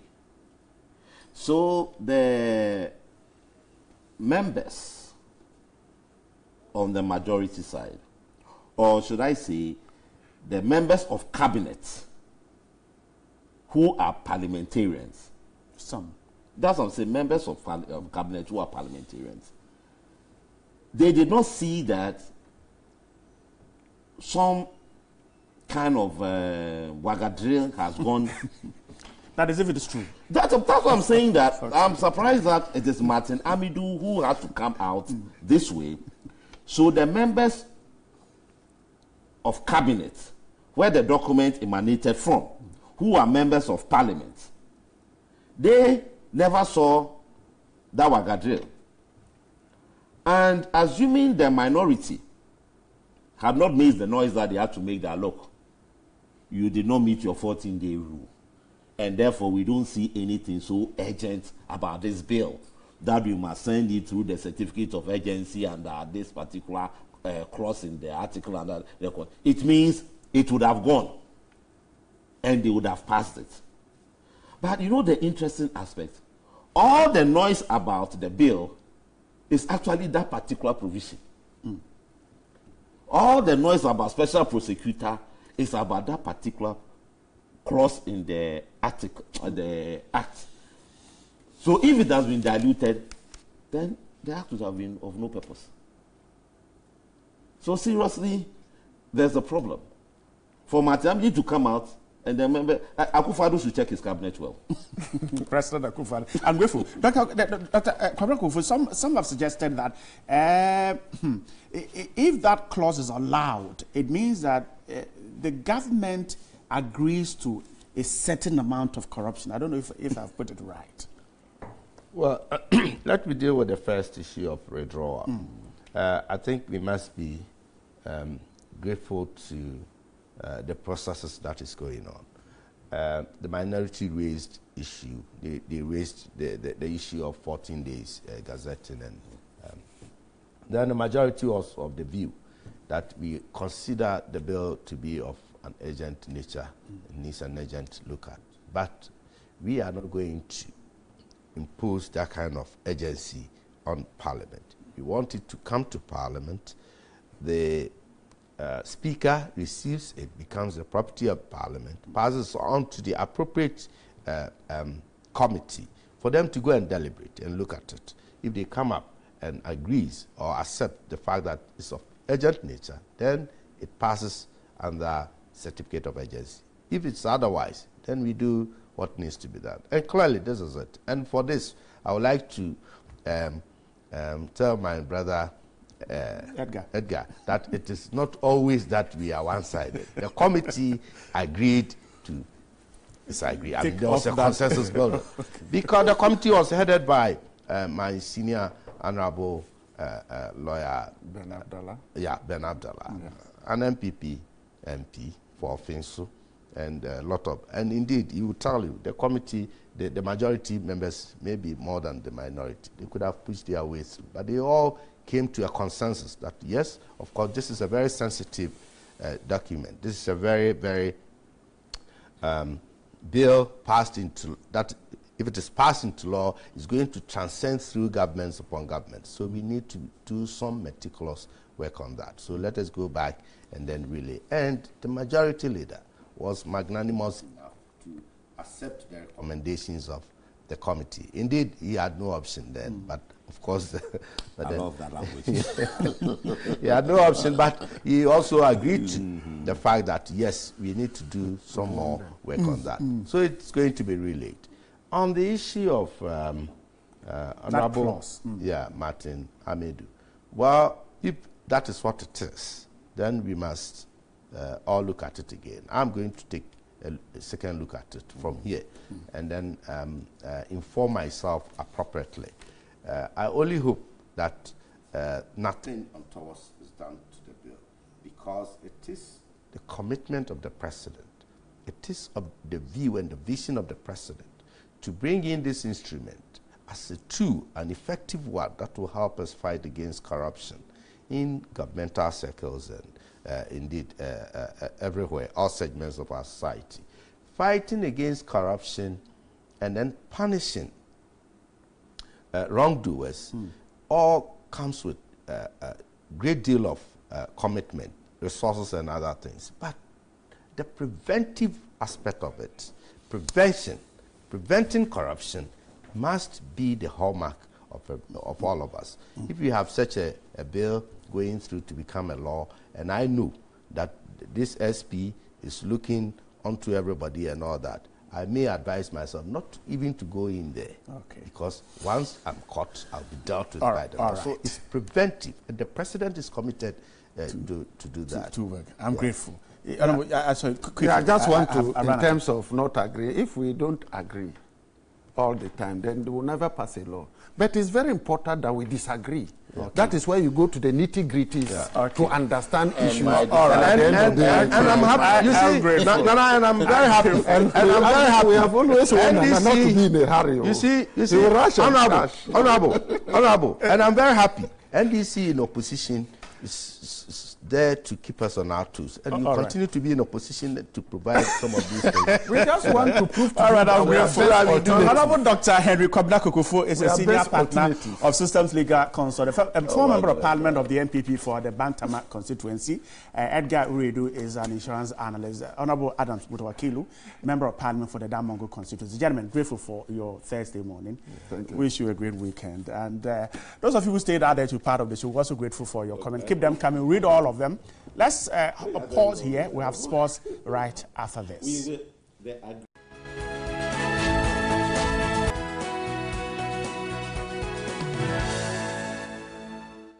Hi, good morning, and it's time to bring you all the latest in the world of sports with me, Thierry Nyan, here on TV3's New Day. Now, let's start off with CAF Vice President Kwesi Nyantakyi, who has defended the body's recent changes the Continental Football Governing Body made to the timing and schedule of the African Cup of Nations. The Ghana FA President, who also heads CAF's Reforms Committee, is adamant suggestions that CAF has pandered to European clubs as narrow-minded, and says the body will spell out modalities for dealing with the new qualification process and address some of the conflicts the changes will trigger soon. The scheduling should take care of that, so that if we have to do, if a Confederations Cup is taking place, for instance, in June, then we could do our African Cup in July to make sure they don't conflict. What's your response to those who worry that more numbers could mean a drop in quality? I totally disagree with them. We're going to have 8 more teams coming on board, and nobody will tell me that that 8 will be made up of less quality or mediocre teams. I believe that apart from the 16, you can still find top-level 8 teams to qualify to the African Cup of Nations.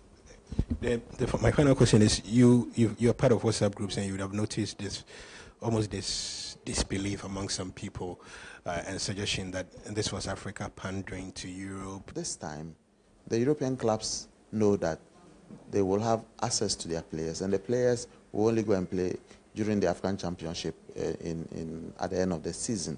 And I think it's a big advantage for Africa. It will enhance the commercial value of our competitions, also give the players the opportunity to maximize their commercial interest in soccer, because they will be playing for their countries, and they also have the opportunity to play for their clubs. And I think that it's a win-win for both of us. This narrow argument that it will favor Europe, to me, is neither here nor there, because that argument has been around for a long time. We have all assessed the merits and demerits of it, and we have seen clearly where the merit is. We know that this is the best way Africa should go, and we know that this is what will bring more benefit to Africa in terms of revenue, in terms of patronage, in terms of interest, in terms of maximization of income, and so forth and so on. All right, so now let's do some local football. Kumasi Asante Kotoko coach Steve Pollack has returned to the Adakuja training grounds to observe training for the first time since the accident that killed the team's equipment officer 2 weeks ago.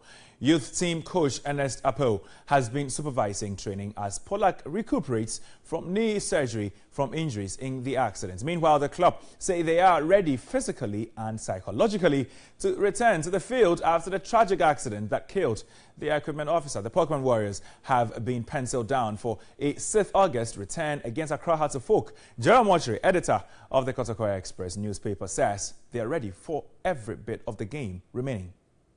It was done in consultation with the club. The club submitted a medical report, in fact, a second medical report that indicated that by that time we'll be in good shape. I mean, our fitness would have gone up and we'll be in a position to play.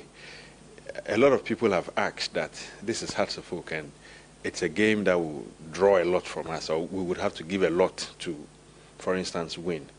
And given where we are coming from, that is, are we going to have the strength to play them?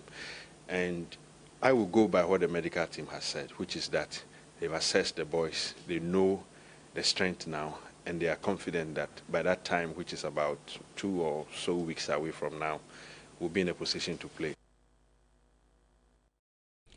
All right, so now the transfer activity involving Ghanaian players is picking up steam after midfielder Bernard Mensah completed a loan switch from Atletico Madrid to Kasiampa in Turkey. 22-year-old Mensah, with 1 Ghana Cup, is hoping to kick his career back to life after loan spells at Malaga and Vitória Guimarães last season failed to give him the required game time. Elsewhere, midfielder Emmanuel Janbedu is being heavily linked with a move to England again. The Black Stars man is reportedly a target for newly promoted Huddersfield Town. Others also say that Middlesbrough are also monitoring and interested in taking him to England through the Championship. Bedu, who has been at Udinese for 7 years now, says he is keen for a change and has mentioned England as a preferred destination. All right, so away from that, there was a good Ghanaian representation in the Champions League third qualifying round first leg as clubs battle to get into the main draw. Former Under-20 star Joseph Atama, ex-Mediama centre-back Kasim Nuhu and Patrick Chumesi all played for their various clubs with varying degrees of success. Chumesi, who would have emerged the happiest on the night after his goal helped home side Astana FC to a 3-1 win over Legia Warsaw and hand them a priceless 2-goal advantage ahead of the return leg in Poland. Now, Chumesi raced into a through pass in injury time as Warsaw pressed for an equalizer to give Astana the much-needed advantage. It was a different story, though, for Nuhu, who was on the losing end in Kiev as his side, Young Boys, went down 3-1 to leave them with an incredible lot of work to do in the return leg next week. In Brussels, Joseph Atama was involved for the full game as a centre-back for Istanbul Basaksehir as they drew 3-3 in a thrilling game that sets up the Turks perfectly for the return leg.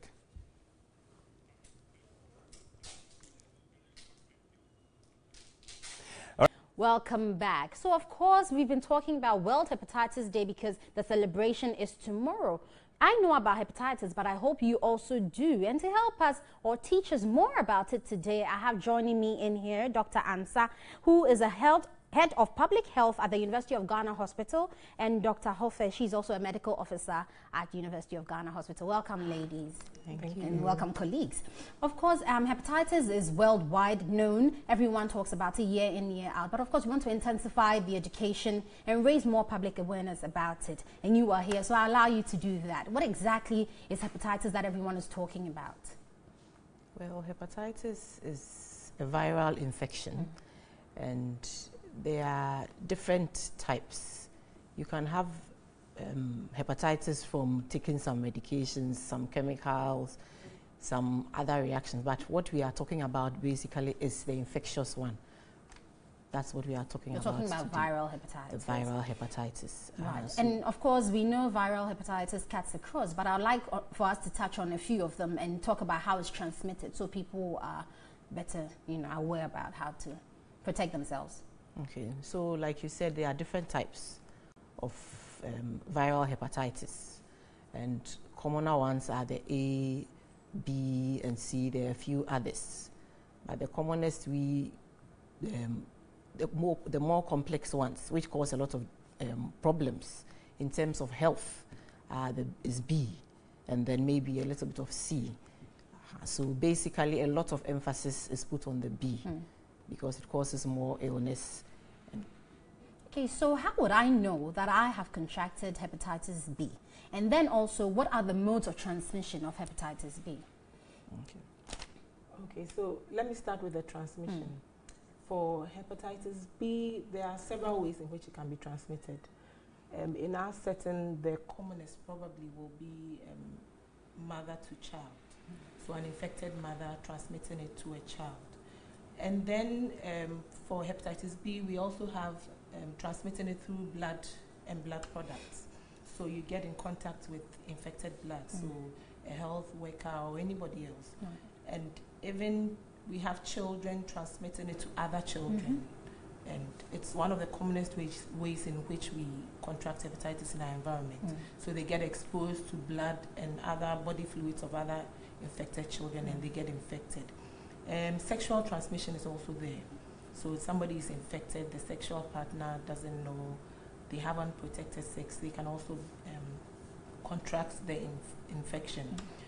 Basically, you may not know that you've been infected.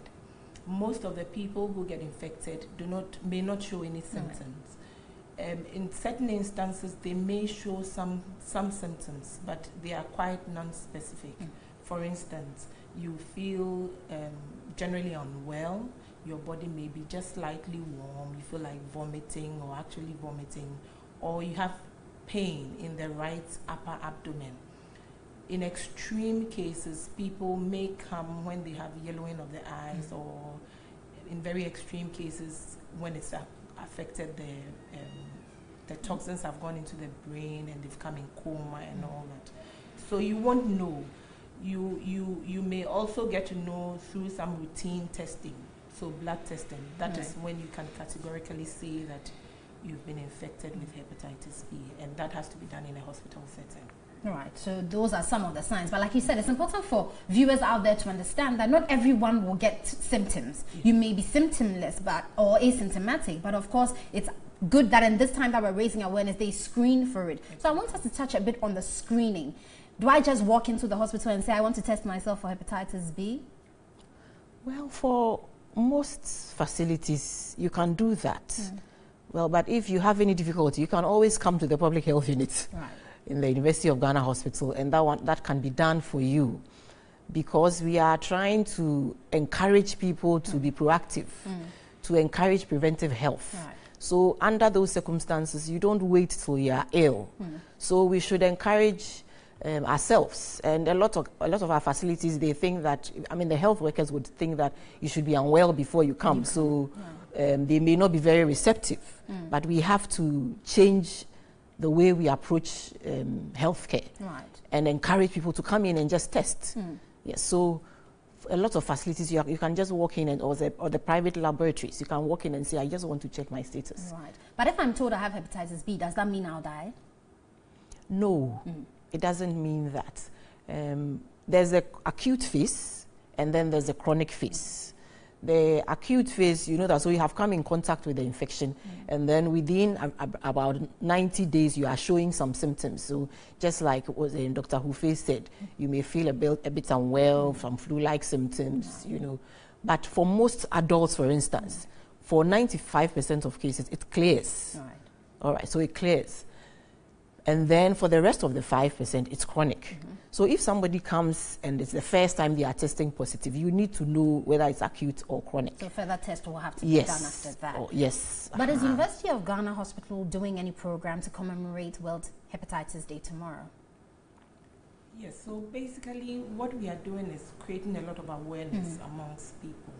It's important that we don't let people panic. So we are creating awareness. How do you get hepatitis? How would I know I have hepatitis? How do you get tested? And if I test, what do I do? I need to get to the facility for me to be managed. So we are basically creating awareness among people and testing people for those who are willing to test. We'll test them and then enroll them into our clinic if we find positive people.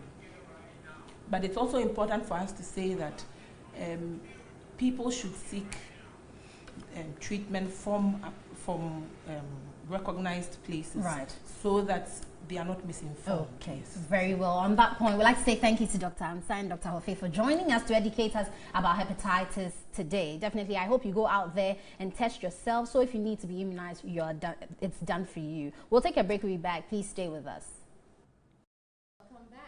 Of course, Johnny always has something good for us, and there's a picture from Tilapia. Yeah, of course, Tilapia this morning is regaling us. He says, well, this is the EC Korle Lagoon, and he says, well, this one, it looks like the three commissioners of the Electoral Commission, something that looks like Madame Charlotte to say. All this is a satire, by the way, so this looks like Madame Charlotte to say. To the left is Mr. Amadusile, and to the right, Georgina Opukwa-Mankwa, and says, NewDay, thief for my back. It says, na lie, but it's just accusing fingers. And I see they took off their clothes. Mr. Amadou Sule took off his clothes. So I'm just wondering why it was this man who took off his clothes and not the women. But if you want to see more of such cartoons, go on to 3news.com. That's www.3news.com, and you can get a lot more of them. Let's do a few of your messages in the chat room here on NewDay on TV3. And lots and lots and lots and lots of them, but we'll see. Okay, let's start from here. Dr. Abedi Kwadaso at Premier 2 Fuel Injunction Pump Service Station says, good morning. Thanks to Accra High Court for their good move. A step in the right direction. Next time, the Daily Post newspaper and its editor would learn lesson and do proper journalism. But for Madame Charlotte to say, I don't even understand her. How many times has she won a case in court since she became EC boss? None. This one wouldn't be different. She will lose again. God save Mother Ghana. Hi to Mr. Prince Ali of Concern. And says, so Oyibo Boating of Nairobi. Okay, thank you. For Asantuaba Kwame says in Madina and Akram says, for a credible and peaceful election in 2020, then Charlotte to say, and her two deputies must resign and after be prosecuted. That should be the only solution, nothing else. Charlotte to say only went to Parliament House to speak English and show her beautiful face. Some of her answers were baseless and unnecessary. That shows how incompetent she is. We can't trust the EC anymore. Time or so. Hashtag EC must resign. Akoto Razak in Tamale says the chairperson of the Electoral Commission had a challenge from the MPP from opposition and in government. Why shouldn't the president receive faceless petition, you're asking? And I've seen the hypocrisy of the NDC. When Mr. President passed questions to his vice president, NDC said he should know everything about. But EC boss is right to say she doesn't know everything in her department. Amen, from Volta region. And I was really disappointed when the majority in Parliament was amazed on the issue of oversight, just 2 million cedis. We are in this country when a whole deputy governor of a bank said same when he appeared in Parliament and said the transactions made on bauxite to the tune of 42 million Ghana cedis was not captured due to some same oversight. They should know they represent us and not themselves.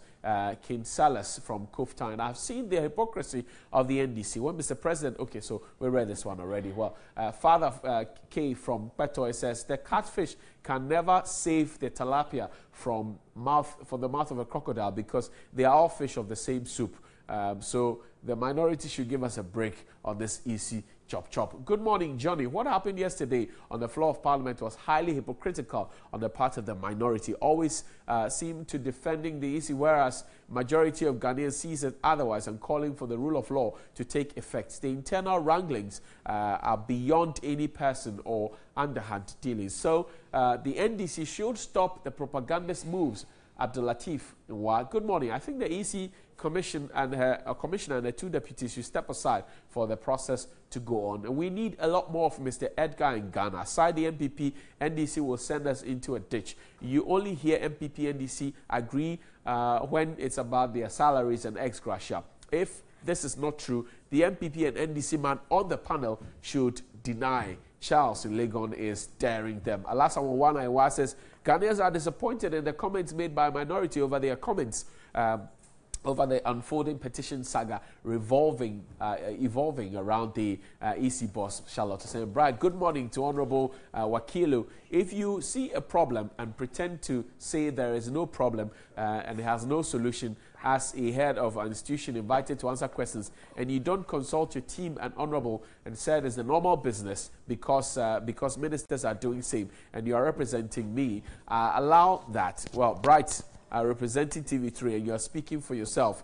Who, when invited to a program, let's be serious in this country. I'm sure you're not satisfied with the Electoral Commission saying she's speaking for herself. Richmond and why? What was Amadou Sule doing in Parliament if there's deep division among commissioners? After all, it was the chair that was invited. Victor in Tamale wants to know. Good morning, New Day. Please, I want to ask, what interest does the NDC have in the EC boss at all, that they always defend her? Things are not really going on well at the EC. Let's all come together as Ghanaians and condemn what is going on. NewDay Igbo is asking. And a very good morning to the entire crew. The Electoral Commission is more than disjointed. As a matter of fact, it is started beyond redemption. The chairperson of the commission has exemplified to the world that she lives in one world, whereas her other deputies dwell in a completely different one. Working together as a unit will therefore be a dream that can never be realized, since the seeming unresolved differences among their commissioners. But this is a very long one, and you say, well, Nanaya Pepra in Efri says, well, why must these people continue to laud themselves as commissioners? Well, thank you very much. Nico Tejani, buy you a bottle of, is it a bottle or a gallon? I don't know, of man. You've not seen this man, but every day you are. Yeah, but how do they package it? Because he's been talking about it. Is it a bottle or a keg or a gallon? I don't know. Only he knows. He says it's gallon. He says it's a gallon. He's a man. Anyway, guys, so it's Throwback Thursday. Thank you for joining us. As usual, tomorrow will be a fan-packed day, so you don't want to miss a fantastic Friday with us, the trio. I remember back in the day, throwing back the dusters that we used to go and sew and take to school. Did you ever sew a duster to take to school? Like a duster? No, I did not. Yeah, and then you stuff it with stuff. Yeah. You used to go and buy a cushion. Yeah. For what? You're asking I us. don't know what you're using. To clean the chalkboard. Oh, okay, right. Am I a student that I mean? Well, it's no, not, it just wasn't my judgment. It's not a normal weekend for me. It's a bad weekend one for me. Please don't forget to say what a prayer for Ghana. Right. And I'm off all excitement this weekend because I need to spend some time with my God to pray for Ghana. Anyway. But you have a good weekend. All right. If you see the witch catcher anywhere, it means he's doing his duty as witch catcher, so don't blame him anyway, guys. So we'll leave you. Have a blessed day. We'll see you same time tomorrow. Be good. Be good.